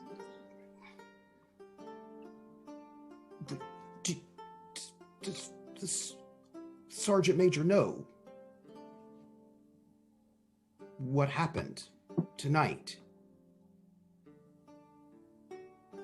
Oh, about which thing, actually? There've been rather a lot of things happening tonight. I just wanted to know, Prax, do I know what part of town lies in the direction that Valentine said they were heading? You would know that it is the road that they went on is the fastest road to Talavera itself. Yeah. You know, the assumption you could make the assumption, like where this cutback is, it's like almost like a little trick, an easy way for an individual rider versus something like a carriage who would have to pull up from the front of the house and all of these things. But an individual rider could make this quick path, you know, this switchbacking path, or, you know, a rider on a horse could make this switchbacking path towards Talavera. And that's basically the best. That's about the only thing you can think of in the area. All right. So I'll just sort of be muttering behind without heading into town. Now, which thing are we asking about, talking about? Am I supposed to say? Am I allowed to say? Am I allowed to say? The thing that you're doing, Doctor? Are you talking about the current disposition of our host? Yes, I am. Ah, yes. Well, yes, currently, yes, they've, Francisco, hopefully, provided I've set the chambermaid up there to watch him, but there's hopefully, he'll be recovering within the next couple of hours or so. Mr. Holmes is not going to be quite as lucky. It shall take him a bit longer, probably overnight at the very soonest. Sergeant Major, if you know about it, don't you think it's a little alarming that after, somebody tried to murder someone, that 4 men are leaving this hour, with their dampened horses, not going the way they should be going? Don't you think that's suspicious? Why would you need 4 men to poison 2 people? Well, maybe some sort of outfit, some sort of a, there could be some. I mean, yes. I mean, I do actually think that most likely it's that woman who did it. But if it's not that woman, then why not them? Don't you think that's strange? There are also supposed to be several Frenchmen on parole. that, given the attendance of this party, probably don't want to be seen too much longer. Okay, well, that's fair, but they were on parole, then we probably don't have any business with them. And by the way, Lieutenant Valentine, you should really drop the business of the woman. And this is coming as someone who is invested in your well-being, shall we say. And I think I just need to reiterate that right now, that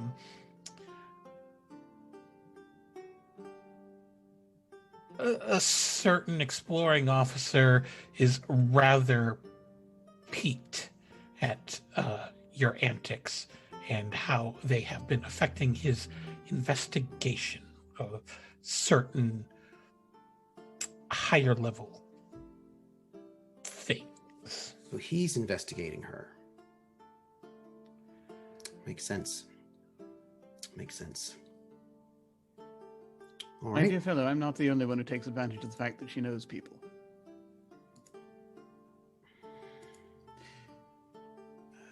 I think...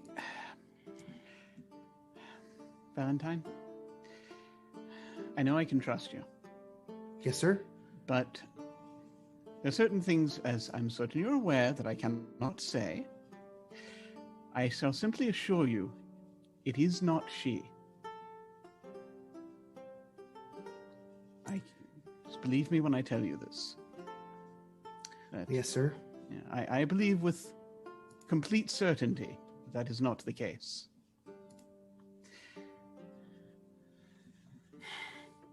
Well, Yeah. if it's not her, and if those four men wearing dampened hooves leaving suspiciously in the middle of the night are not at all suspicious, then I suppose... Well, then I suppose the horses that leaving, that may be something, definitely. Well, That's Sergeant Major doesn't something think we so. need to. That's something that's something we need to sort of figure out. But if anything, but the lady, my dear fellow, if anything, I'm hoping this is not the case. But if anything, she might even be something of a target, as she is. Again, as I've stated, knows people. So it is imperative that we discover who it is that is truly behind this. To that end, I'm hoping that one of us can question the cook in a little while. It might have provided the poison. Is there a particular reason we're being concerned about poison, then, Doctor? We didn't get he beat all of our awarenesses? Yeah. And just Yes. sort of, without turning around, without turning around and looking at him, the doctor just kind of smiles for a second, and it will. I feel as though I don't actually really necessarily know this person, but I kind of. You know that this is Major Atkins. Yeah. Griffiths is just standing there with his fingers pinching the bridge of his nose, just bollocks. Major. He was a sort of stand up and turn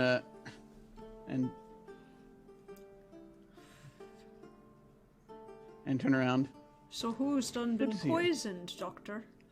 Oh, Francisco and Mr. Holmes have both unfortunately had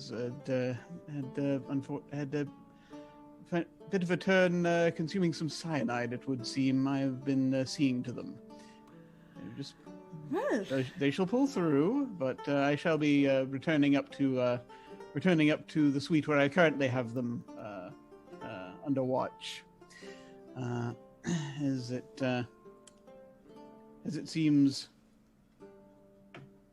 someone was not terribly. Someone neglected to, shall we say, select an appropriate vintage of Madeira. I've never been a fan of that particular one myself. Too much orange, not a fan of it now. Yeah, I'm even less of one now, I've got to say. And he kind of gives you a look. You say both Major Holmes and our good host were in slightly less than healthy states at the moment. Quite. It would appear that the same bottle ended up reaching both of them. Grand it is. It's very good to know. Nothing, and he kind of like gives you a look like, okay. He knows, you know, then you know that he knows, and that everyone's on the same page of the two of you knowing. Yeah. But Valentine knows jack shit. Yeah. So, I'll let you get back to your patients then, Doctor. I do appreciate it. Now, Valentine, what's this I hear about horses? Sergeant Major says it's nothing, sir. I didn't ask the Sergeant Major, I asked you.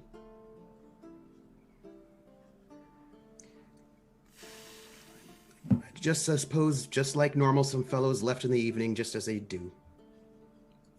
That wasn't a reason for you to be out here and taking a bit of a tumble, I would say, and looking like a jackass that can't sit his own horse. So... It was my fault. No, it was my fault, Captain. You don't have to... Valentine! Would one of the two of you tell me, in God's plain English, although honestly I'd be preferring it if you told me in the straight Gaelic of the language, but I have to suffer through this particular language, so you do too. Now, one of the two of you tell me in this play in particular, God's frickin' English, what the hell is going on with horses? There was... Unfortunately, between Valentine and myself, there was just a little too much alcohol and a little too much head injury, and a foolish choice was made to chase after some people leaving. Go ahead. It sounded like they were leaving rather hastily, I must say. So Yes, well, sometimes the drink gets to your head and you think it's the four horsemen of the apocalypse itself. You know, No, they'd not come to one of these, I don't think. I don't know. I figured Death might have a fine time at such an event. I'm glad you... Oh, well, yeah, it's true. Oh, it's pestilence for me. One of them had an attempt, at least, yeah. Well then. So we've got 4 horses... I'll roll that deception. Yes, deception bluff. Deception bluff. Yes, please. Yeah. That does not get by his intrigue defense at all. I don't even need to check. For the record, I don't necessarily want to. I just don't want him to. I just want him to leave Valentine alone. I'm already on like the bottom rung of my day. I'm at the pit's bottom. If he's gonna be mad at somebody for stupidness, like Bisley's just like, fuck it, it's me, baby. Just go for it.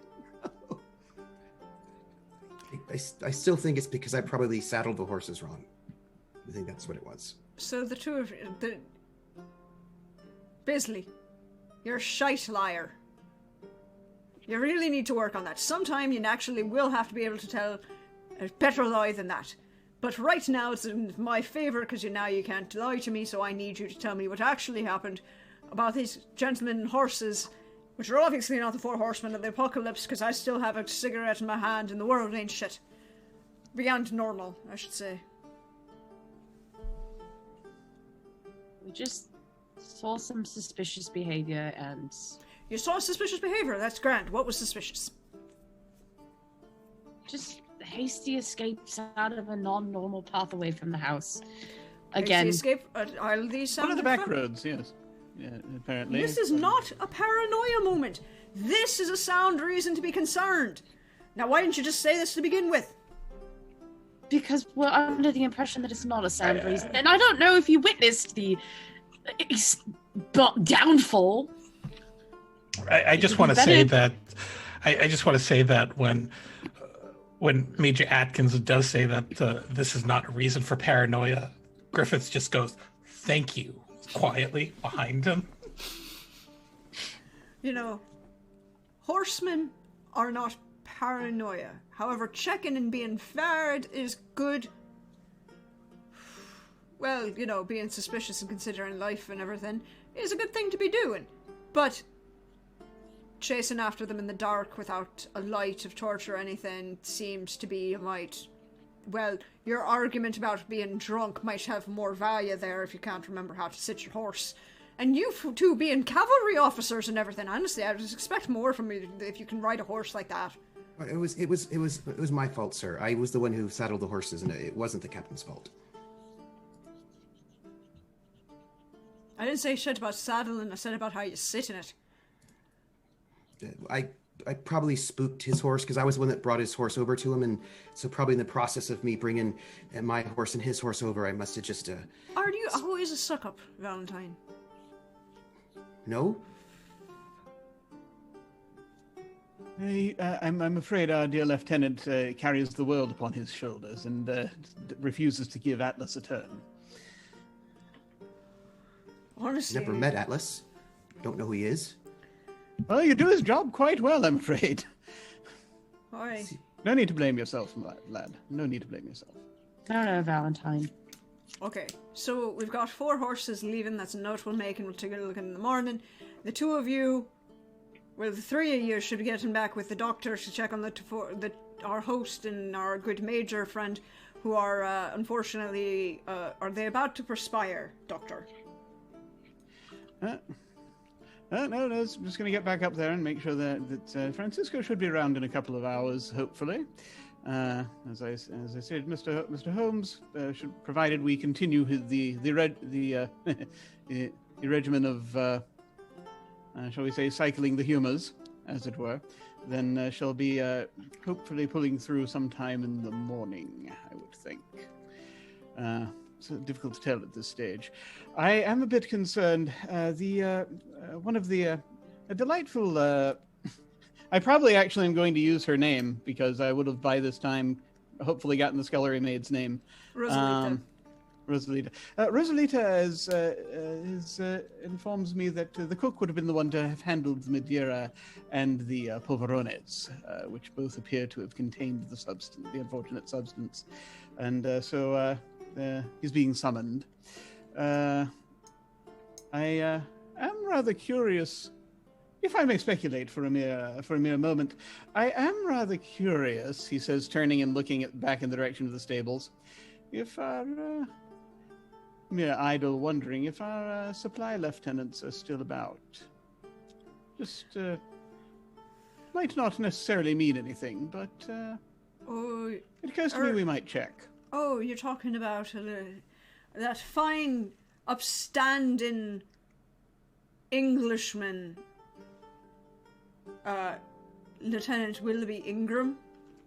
Oh, indeed. Son of the Viscount Ingram, lands in Scotland. That fella, is that who we're talking about? I am rather. Oh yes, that's that. He does have rather. Well, it just occurs to me there are certain extracurricular activities they've been engaging in. That in this particular instance, the gentleman just made a right ass of himself in the middle of the the back chamber, shall we say? Oh, indeed. Lovely. Apparently, Phil managed to fall putting on his breeches. Not a wise move for him. Well then, he's right accounted for. Then I should expect. And the good sergeant's brother-in-law is making a drunken fool of himself in the whist chamber, or in the gambling room. He can't seem to hold on to his money. Oh dear. Now, that is a tragic thing to miss, but sadly I've patience. Well, they are gentlemen, though, and that's, Aye, but they're still making an ass of themselves. You can be a gentleman and an ass. Make sure you remember that, Valentine. Remember that there are 2 things that, are very true, even though they be not written down. A gentleman can also be an ass. But it's different when a gentleman does it, sir. Is his head all right? No, it's not. No, I'm afraid not. He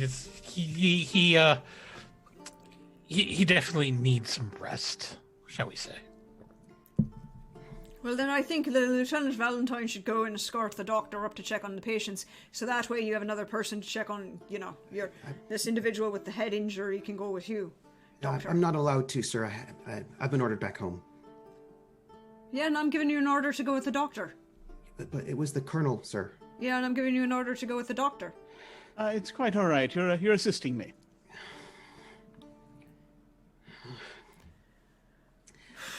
Dusts himself off, reaches his hand out to his captain. Thank you for that wonderful donation there, which gives everyone a bonus dice. Woo! Aww. Where was that? Thank you, that when we Skullduggery were afoot. I probably need it. attempting this That's all I'm glorious ride. saying. I help my captain up, give him a hand, and then try to make sure his uniform's all right. Major Atkins waits until you and the doctor leave, and then he turns and deadpan looks at Sergeant Griffiths goes, that hold on that 3 to 5 odds is just, dropped significantly. Because I figure those odds just jumped to about 7 out of 10.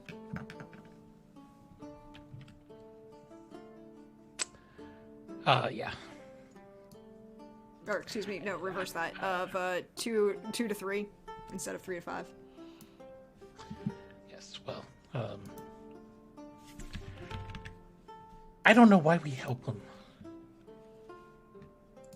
At this point, he seems very determined to an early grave.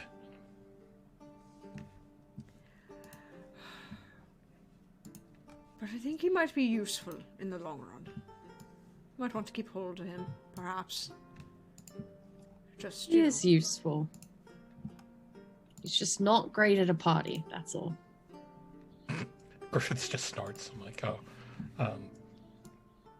sure. And, but his captain is totally. Oh, somebody had to keep the captain alive. Captain is just a defeated ghost of a man now.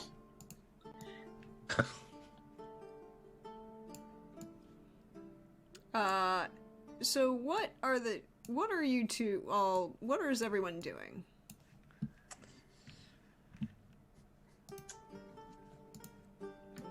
Well, Griffiths is just thinking of, whether or not he should just head back to the camp because, he still has work to do in the morning and he's a bit tired of all this excessive drama and poor decision making.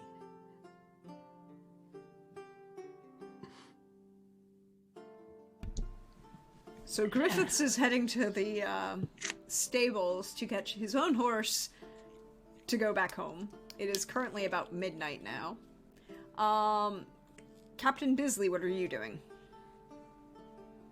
I think taking a second to collect myself with my horse and then kind of weighing if it would be even worth trying to get any discussion. If Quibble's still in the gambling room making an ass of himself, then there is an argument to be made to going and trying to talk to him, but I don't know if there is any part of Bisley that could do it. So, Captain.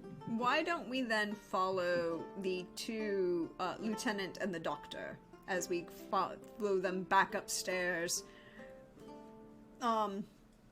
to Francisco's quarters. The chambermaid, Rosalita, lets you know that the cook is on his way up.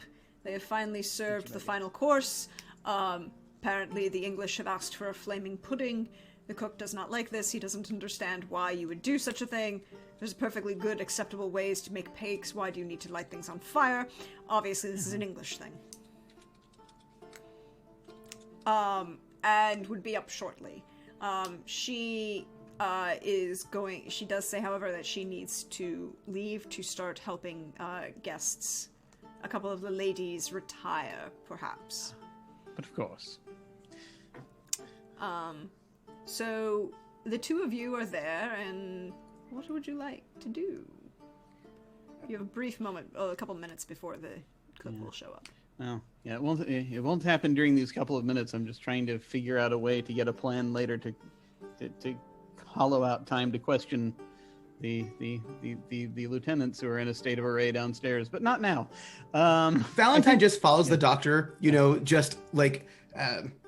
just follows him like on the proper side, and just. I will basically be sort of talking to Valentine a little bit as we're sort of heading up. It's like you didn't. As we're saying, just something that you might want to consider. I heard you made quite a stir earlier. It sounded delicious, but I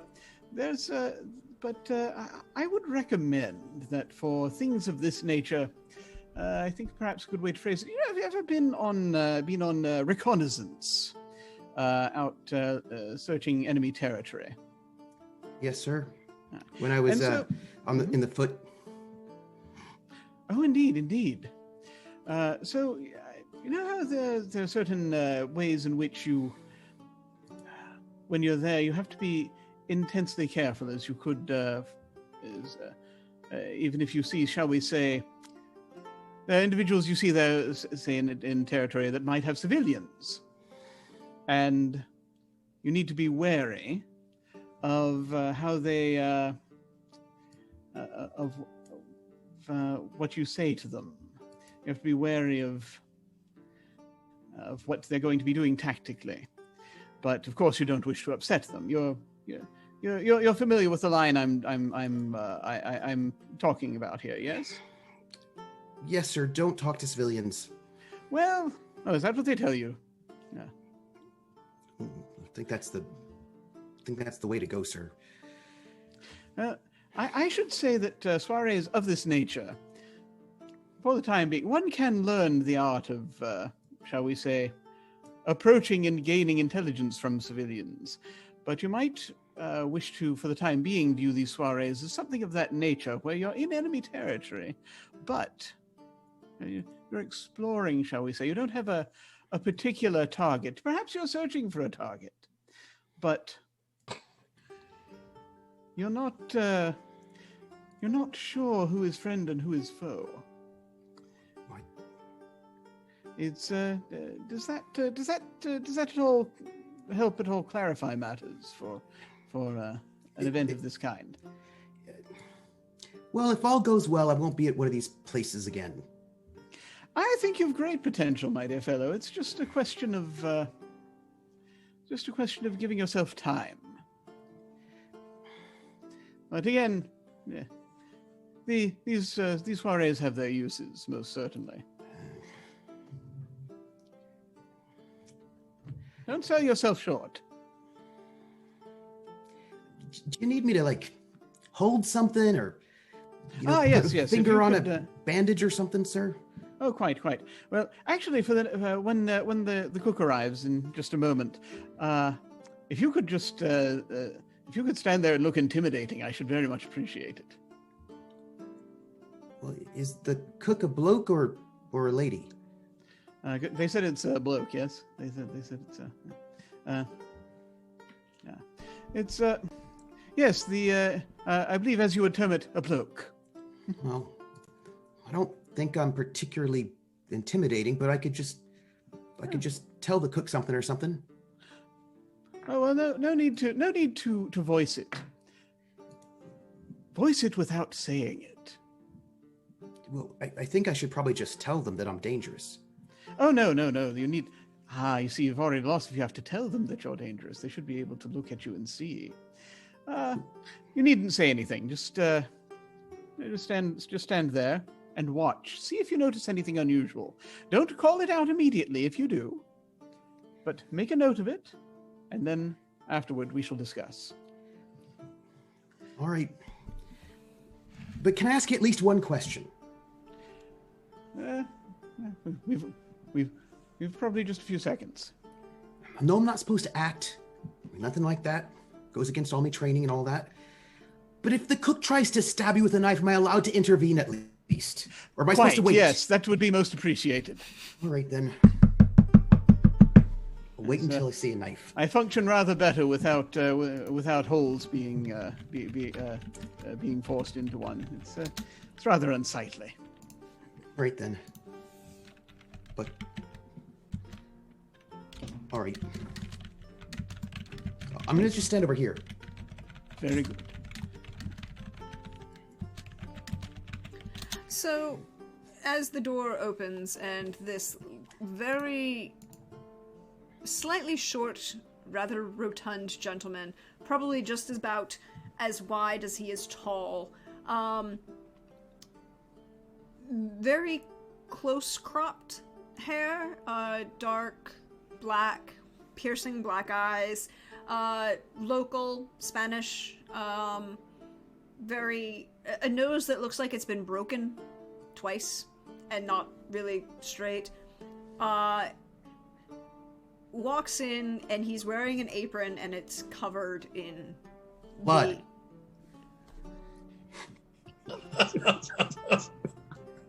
He's not the butcher! No, it's like covered in flour and sauce and everything, and he's kind of wiping his hands. Blood of the pastries. On the towel. He's not flour, the blood of the pastries. Yes. I suppose that would be butter. Yeah, that's true. Now are we okay, I'm not getting into that one. Oh no, this is not a Pixar movie. We do not need to question the anatomy of inanimate objects. Mm-hmm. And so he kind of, all right, what do we need now? So I will be seated in the big chair that I've turned to face the door, and as the chef is coming, have they told me the chef's name or? They all just or call no? him Cook. Cook. The cook's name? Okay. They all just call him Cook. It's one of those. Oh. He's lost in his name. He now is merely his title. Ah, my dear fellow, do close the door behind you if you wouldn't mind. Is this conversation happening in Spanish? Could be. Probably, I would assume so. Go ahead and roll me language Spanish. Do you understand Spanish, Lieutenant? Nope. I do not at all. And so I just stand there. I will probably actually address him in English. Okay. And if he seems to be speaking English, okay, we'll continue in English. Okay. But I might, if I feel the need, I will switch to Spanish for different things. Do you still want me to roll or no? No, keep the English right now. Okay. Yeah, it seems to be going okay. All right. So I do say that to him as I gesture idly at the door for him to close the door. He closes it kind of negligently with his hand over his shoulder. All right, what's wrong? Now, my dear fellow, what do I call you? Cook. Indeed, Mr. Cook. No master on it, it's just Cook. Oh. Well, it's always interesting to see when one wishes. I work for a living. That is apparent, in fact. I say, gesturing to the and actually, yeah, I think I've got it. I've got it so the curtain, the bed's curtains are drawn, but I've got the tray still sitting out, and I will sort of glance over. And excellent work as well, if I may say so. Would you care for a indeed? As you seem to have been working rather hard this evening, would you care for a polverone? I'll get them for you. And because I sort of forgot I'm supposed to be intimidating because he said he worked for a living, and then that means I like him. So I go to get the cookies, the plate, and I sort of... He kind of rubs and shrugs. He's like, all right, why, well, that's the wrong accent. Why is this, are we eating the cookies? These are the cookies I sent up to, did he not like them? Are they the wrong ones? Why did he not eat these? I'll take one. No. He's like, at this point, Valentine. the cook has got one in his hand and is looking at it like, at. Why, what is wrong with my cookies? Are these my cookies? And so looking at him, it seems to Jim, at least, as though it's the doctor is kind of looking at him for dissembling. To see if he seems to be dissembling, but just sort of says, You can roll me awareness empathy. I shall do this thing. I would like to roll awareness empathy on the doctor. Okay. You can also do such. Yeah, he's not. I have no idea what the doctor's plan is. I just don't know what his plan is. I did specifically say don't. Just sort of when you went to I said no, don't eat one of those to Valentine. But what you can definitely glean from the cook is he's not. He has no knowledge of any. He's not hesitating based on a fear of ingesting anything. He's not. There's nothing in his behavior that suggests he thinks that these are a danger to him, but there's definitely a sort of like pride of station. It's like, what the? Right. It's that no look of like, what do you mean there's still food on your plate? Are you sick? It was perhaps them. It was perhaps the Madeira. Were you may I ask, you prepared those personally, yes? I pulled them out of the cupboard. We set them out. They take them upstairs. They sit on the bells. They go. Why? So they were prepared by someone else? No, I put them on the tray. I made it look pretty, and like I do every time. And then he stops and looks at Valentine.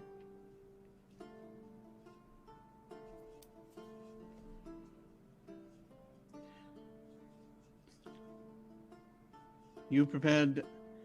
Did you also? Well, let me ask. From whence did you get the wine before it was sent up?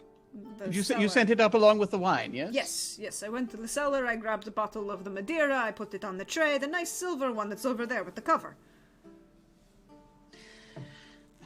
So as I always do when, and then he stops again. And at no time between your picking these items up or preparing in that case and placing them, did they leave your sight until you handed them off? I left them on the counter. I do 60 billion things at once. They're on my board. I went around. I did the thing.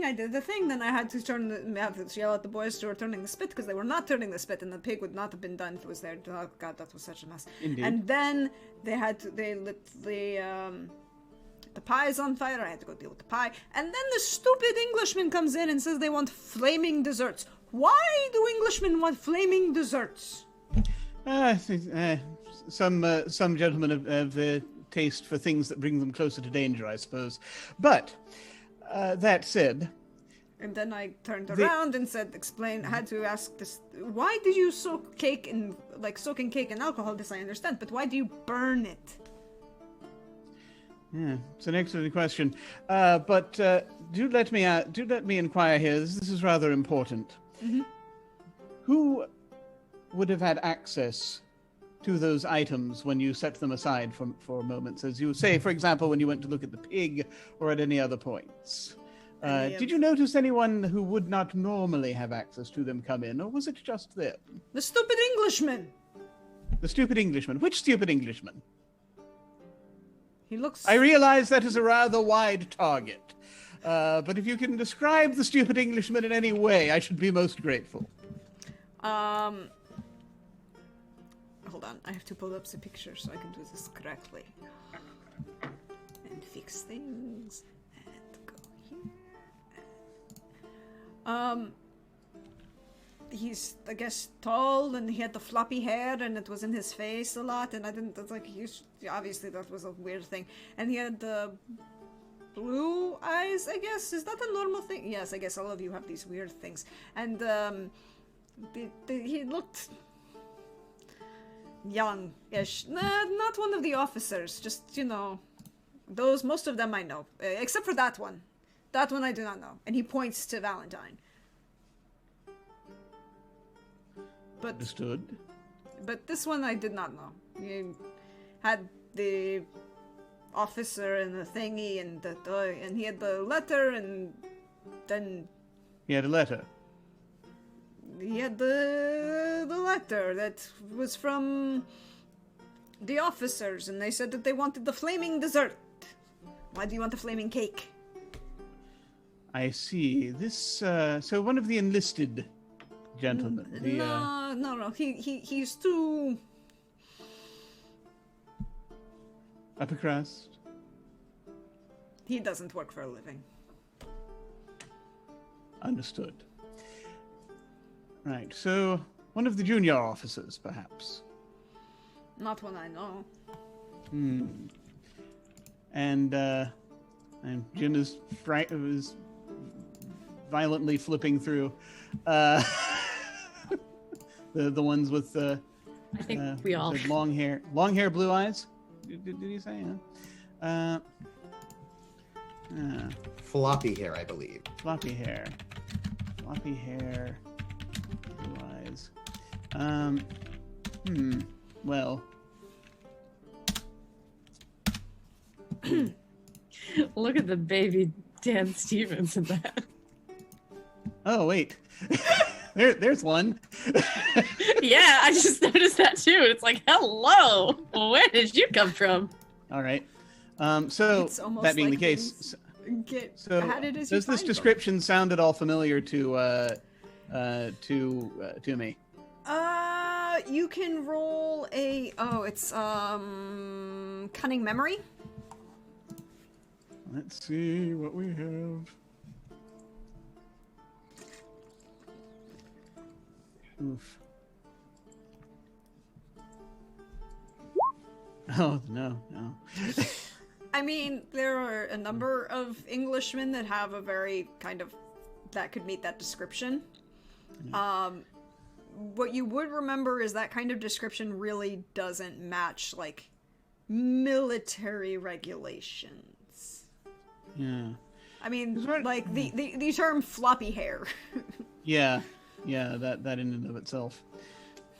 So I presume this gentleman was not dressed in a uniform of any kind. No, he had a fancy cloak like you do. Ah. What color?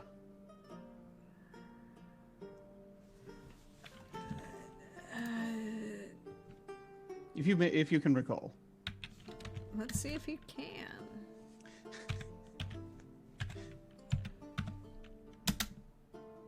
He can indeed. It was a burnt orange, kind of umber. Oh my goodness, burnt With orange umber. The flouncy cuffs. They were Cuffs, expensive. They were the nice Spanish lace. I cannot buy that for my wife. Spanish lace. Yes. Spanish I know lace this cuffs. because I said get his. He was going to get his sleeves in the sauce. Of course.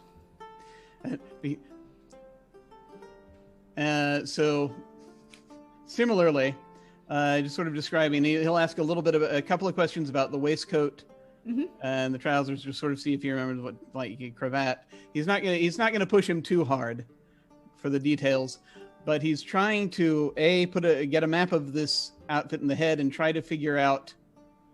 It's actually kind of trying to figure out the designer.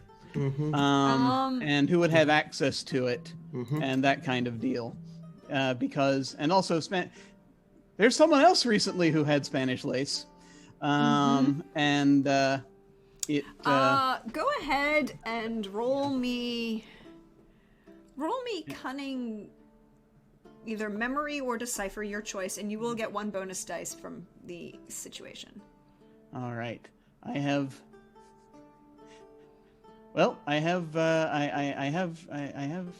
neither specializations, but I shall go ahead and just pick one. This is basically because I remember Mrs. Bisley had Spanish lace, and so sort of cross-referencing with anyone I might have seen her interacting with. But I know someone I can ask otherwise. You do indeed. So here we go. A 9 is a success. Oh, wait, I didn't include the bonus die, did I? Oh, well, then you can did not. re-roll it, and we'll take whichever one's higher. My apologies. 11. Ooh, an 11 is even better. what you recall is, as this description is happening, the description of this outfit is less and less English. Although the lace may be Spanish, the cut, the accent, the flair is very, very French. So there's only one person in England from whom you can get that right now. And she primarily works with dresses. She is the publisher of the... I don't need to give this much information. And so if it's not coming from... I'm doubting it in this case. If it's not coming from her, then it's not going to... Then it's coming from... somewhere more sinister, France. I mean, technically, no. If you're not looking at a map, it's not sinister. It's to the it's more Dexter than it's more dexterous. But Dexter. But no, you would definitely, the attitude, the look, the appreciation. It might be Spanish lace, but it's definitely a French design or wear, color combinations, texture combinations. These are not, what are currently in vogue in England. And so just to eliminate the one little possibility in his head, and hopefully I can just do this off my previous roll, with the considering the color of the coat and all that, I'm going to ask about, let's say, a detail about the lapel, which would tell me if this is something that would have come out of the house of Marianne Bell or not. Yes, you're asking about the flounce on the lapel to give the extra. No, it is not out of the house of Marianne Bell. All right. So not recently featured in that journal, in that magazine that they put out. Not at all. Okay. You might even say, because the doctor is a student of fashion and pays attention to such things, that the description that this gentleman gives of the cut of the coat, and more importantly, of the vent in the back. That'll do it. Is Parisian all the way. All right. And so after making the cook give this exhaustive description, I will tell him, "Thank you very much.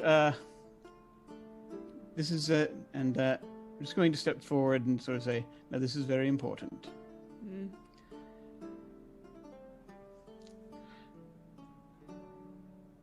Don't let this around. But this particular bottle, and these had been tampered with after you had dealt with them. So you are not to blame here. Who messed with my food? The stupid Englishman, it would appear.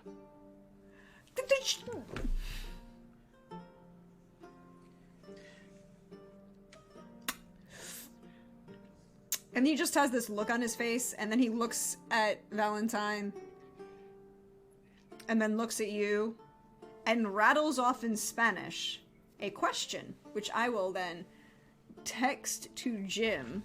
Okay.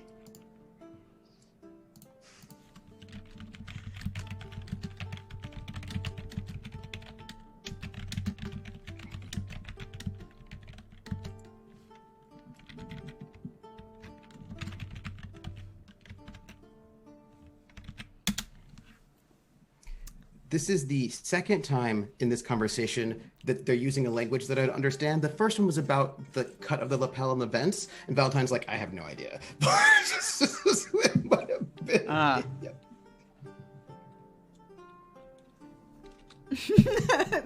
The cut of the lapel on the vents? It was like, what? He's like, what, in there, what with the like, what? Valentine doesn't know that one. Doesn't know. I'm going to send you my response. Oh, I should clarify that statement for a moment. I just realized something that could be misinterpreted. Oh, okay. I think I know what you're talking about, but yeah, go ahead. And right. Wrong conjunction, sorry.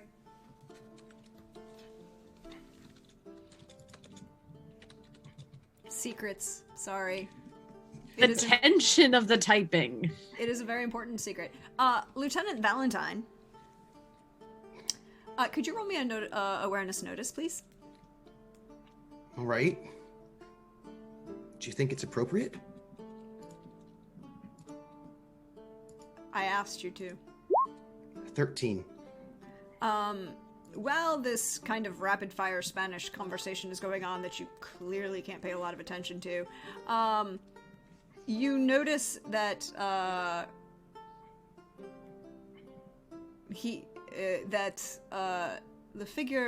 bed curtains are starting to move. And, Jim, the cook nods at your response, and then kind of gets a kind of shifty eye. He's like, "It will not happen in my kitchen. And no one is messing with... Everything is going!" And he, like, storms out of the room and closes the door and starts shouting in Spanish. Effectively, "I want everyone in my kitchen. Everything is going. Who brought in this..." And is just... Valentine is going to look to the doctor and says, "I think your patient's awake. Excuse me." And he's going to step outside to try to find the cook. Okay. It's not hard. He's yelling rather loudly as he proceeds onto the balcony and yelling and pointing at various servants as he does to start getting rid of everything. He's yelling loudly in Spanish. You don't understand, but for everyone else's purposes, he's yelling to get rid of everything, to do all of these things, and, you know... And then he looks and he starts yelling, and then you would notice a couple other people start to take notice. What does Valentine wish to do? Pardon me, sir? Mr. Cook? I just wanted to ask you a question, if you don't mind. And he kind of puts a finger out to, like, whatever servant was talking to him. You have 20 seconds. As one working 15. person to another, I noticed you said something. You stopped yourself short in there. You started saying something, then you didn't finish it, and I was wondering what the rest of that sentence was. And he pauses and says in rapid Spanish to the young servant that is there, "Get rid of it all and kick everyone out. They're all leaving." And he looks at you and goes, "You do not know? You do not need to know." Well, somebody just, poisoned someone, and maybe I do need to know. You said that you always do this whenever and then you stopped. It's like you were talking about maybe this is a regular occurrence, perhaps that maybe, your lord who was almost murdered, and this fella might have maybe eaten regularly or something. I just noticed that you just stopped yourself short, and I just thought, one working person to another, maybe you'd finish the sentence for me. And he takes a really good, hard look at you.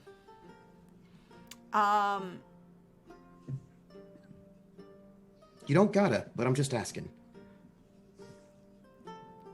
I keep the secrets of this house. Are you asking for the secrets of this house? Well, I suppose I'm just asking if there's anything that Well, all right, how about I tell you something? There's something going on that's bigger than this. I mean, first off, somebody just tried to murder your fella. Your fella. And this is not the first time something bad's happened. We had some sort of trouble ourselves over at our unit, and I think it could be connected maybe. And if maybe you could tell me something, then maybe I could figure out who might be doing what, and this sort of thing might not happen in your house again. And I just am worried about if somebody tried to kill your fella, well then it seems to me like he might still be in danger, and we're just trying to find out whoever did it so we can maybe stop him. If you need to know, the doctor will tell you. I do not give away the secrets of my house. You do not ask me to do so. But you didn't tell him, though.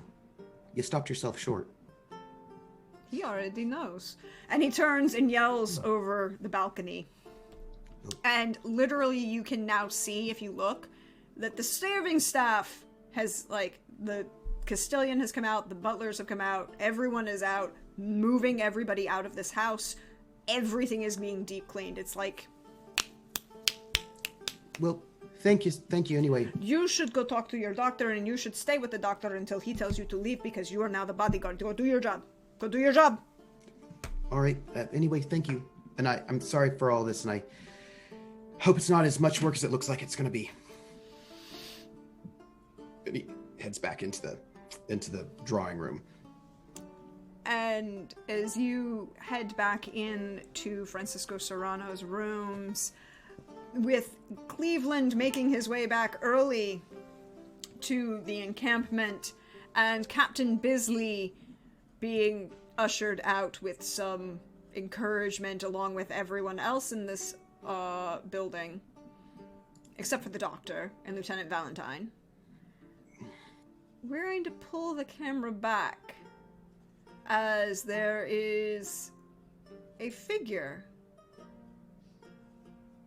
on a horse, watches, takes a moment, dismounts, breathes in, and breathes out. And Sergeant Griffiths, can you roll me animal handling ride? You need to beat a DC 17.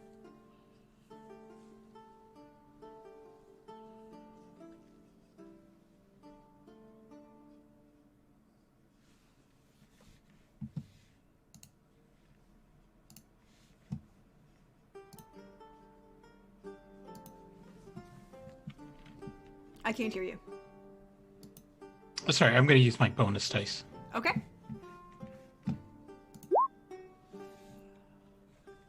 Oof. What the fuck? Are you serious? So this is what happens, Sergeant Griffiths. You are thrown from your horse as a loud crack breaks the night. But you do not get hit by the bullet that just went by your head. So you'll take 1 damage from falling off the horse, but you won't get shot.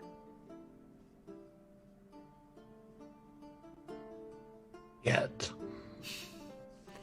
And that's where we're going to leave it for tonight. You just hear, maybe as he's getting thrown off the horse, you might just hear him say, I'm not even supposed to be here tonight. God damn it.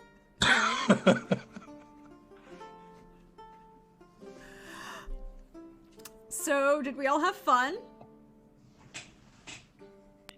Yes. I'm glad. I'm glad everyone is having fun still. So, I'm going to let you all, wonderful people, go ahead and go around, and we will go ahead and let us all know what you enjoyed, where we can find you on the internet. Share some love. Share some good things. And we're gonna start with Alyssa. I can unmute myself. Yeah, this is the only place I am, unless you follow me on Twitter. It's at Xander Slamilton. I've slowed down on art challenges, but I will be back up and running eventually on Instagram at Xander in the Wild. That's it. Tonight was a wild one. Oh my goodness. I don't know if I can pick a top moment, though. There were just so many good things that happened. Just so many little moments of pure what the hell.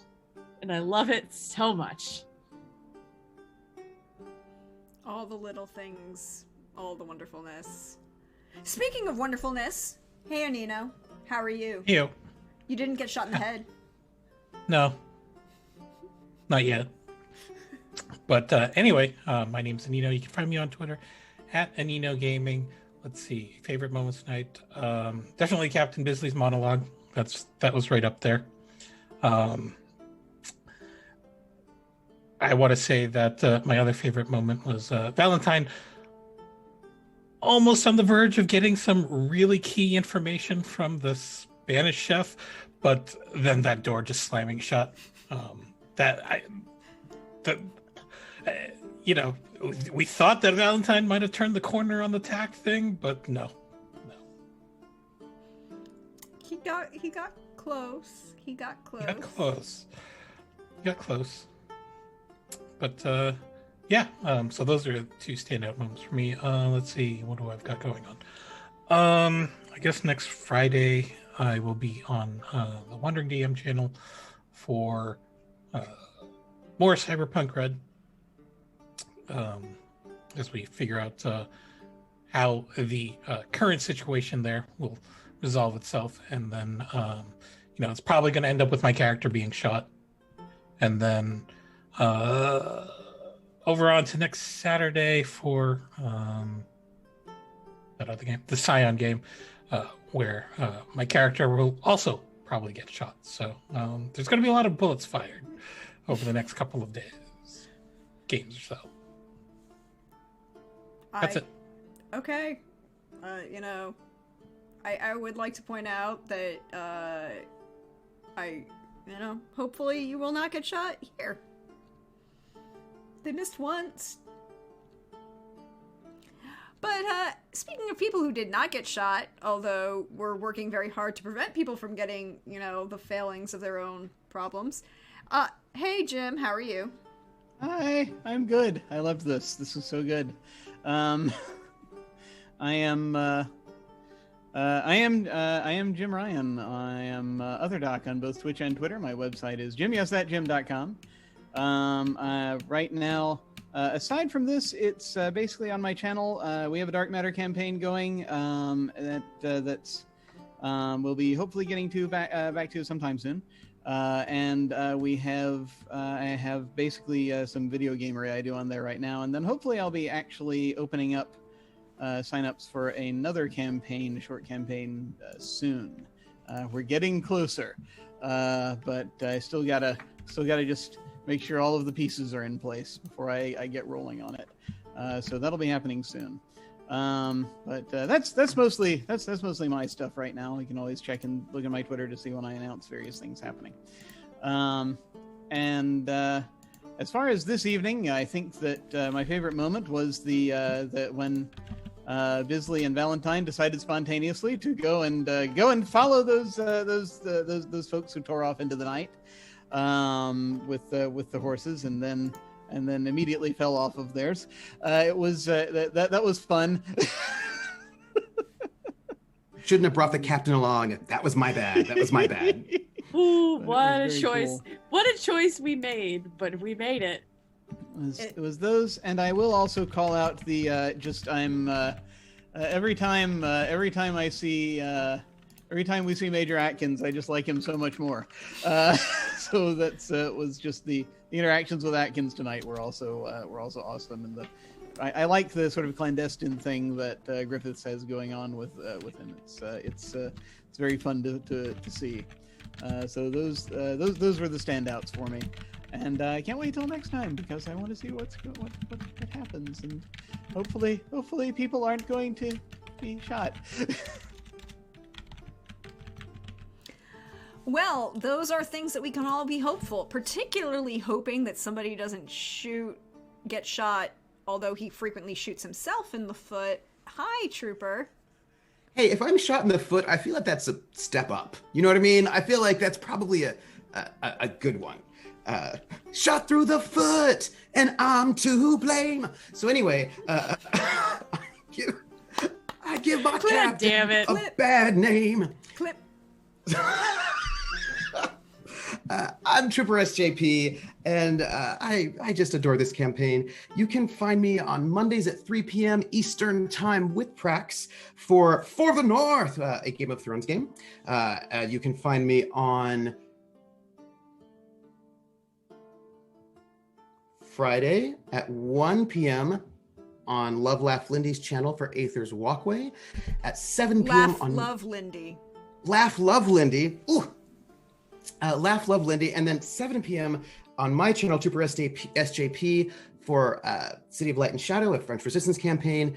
Saturday at 8, which is today, also here now but not right now, but earlier today at 8 for the regiment. That's where you can find me. And my favorite moment, like really, if there's my like, this is, I feel like it's cheating. I feel that I was targeted by Prax on purpose for this one because I am a sucker for an investigative scene that relies on tailoring. I am a sucker for an investigative scene that relies on tailoring so hardcore you don't even know. It's one of my favorite things. Like whenever, it's not just tailoring, although in this case it was, whenever, you know those skills that people think are skills you should never take because they're not stabbing people skills? Like tailoring, cooking, flower arranging, painting, whatever. Whenever someone's like, yes, but what might people tell about the murder scene from that painting? And then GM's like, I will tell you exactly what you know about the murder scene from that painting. And you're like, what? That's my favorite thing. That's what I love. It was the best. And I hope that nobody dies. I super hope that nobody dies. And Valentine cannot stop that from happening. That would be the worst. But I'm so excited for the campaign and I cannot wait for next week when no one will die.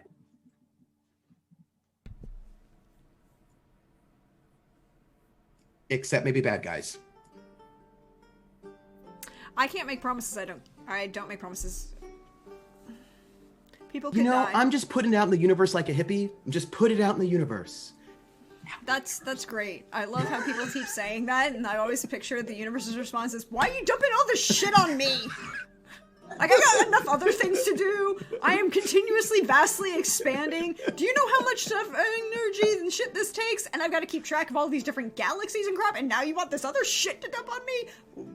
Fuck you. Maybe putting vibes out in the universe is actually, like, vibe pollution. Do you know what I mean? Like, maybe it's actually a form of pollution, like, you know, in a space way. Or it's how the universe is expanding. I mean, something has to feed all of that, you know, combustion. Yep, my hopes and dreams. Thank you, everybody. But, hey, all. Thank you for being here. Thank you for enjoying this. I love that you all are enjoying my crazy little experiment. Thank you, players, for having so much fun. For everyone else, hey, thank you on YouTube for those of you who are watching. That's kind of impressive, and I've never actually... I'm kind of surprised at you, but I do remember that you are there. I do see all of you. Thank you very much. I appreciate it. But as for me, I'm at Georgia Nolan on Twitter, or Praxagorthesmia4 as you see me around here on Twitch. And you can find me on Monday with Trooper as we have some wonderful fun for the North. And, you know, somebody put a Tyrell in the corner, and that's never going to go well.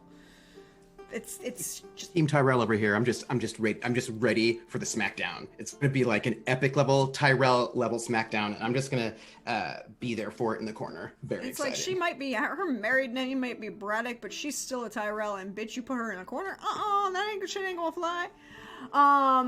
Then you can find me on not Wednesday this week, maybe? I don't know. We'll find out. Things will be happening. We'll let you know. Witcher Family of Wraiths will be coming back. I don't know when. We'll find that out.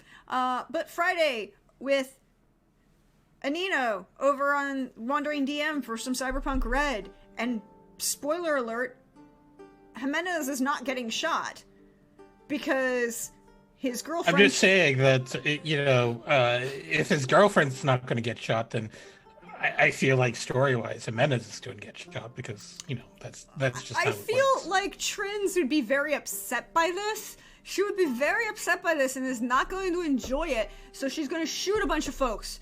Now, I should warn you that she's shooting from a heavily armed AV armor turret, and it's a long rifle, so, you know, it could go very awkward. Yeah, and then, of course, there's the fabulous Chris Geary in chat, who's also a member of that cast. Fabulous individual that he is. And Dr. Frost can fix anything but dead. Yeah, well, you know, headshots are in fact a thing, and happen more frequently than not in Night City. Yeah, Night City does like to shoot people in the head.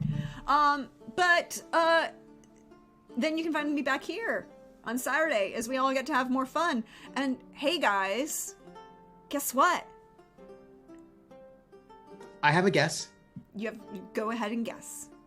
you love us the best, and you're going to give us special bonuses next week. Like, I don't know what they are, but they're gonna be really good. They'll be like great bonuses that'll make us happy, and they will not be doom or doom. They'll just be like happy, happy, joy, joy, puppies and unicorns, and also flowers. Maybe not Actually, unicorns. I think next week we have a guest on the. We do have a guest. Well, that's a good gift. I'll take that gift. I'll You can take the take that gift. You're gonna take Yeah, that yeah, gift. I'm You were good gonna- with that. Yes, we will be having our dear friend Wandering DM will be joining us. Things will be interesting. Can't wait to show off. I have secrets. Also, I feel I have to say something, cast. It will be upsetting, but I have to say it. This is episode 5.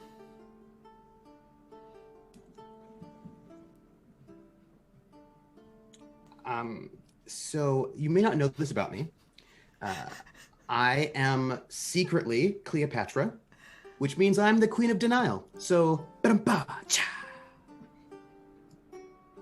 That was quite a long walk to make to get to that joke, considering how many times you've shot yourself in the foot. I was limping the whole way. The whole way. It's fine, I'm soldiering on with you. Yeah, this is all great. We will indeed see you next week. We look forward to having you join us as we get to have all of our friends here. And have yourself a good time.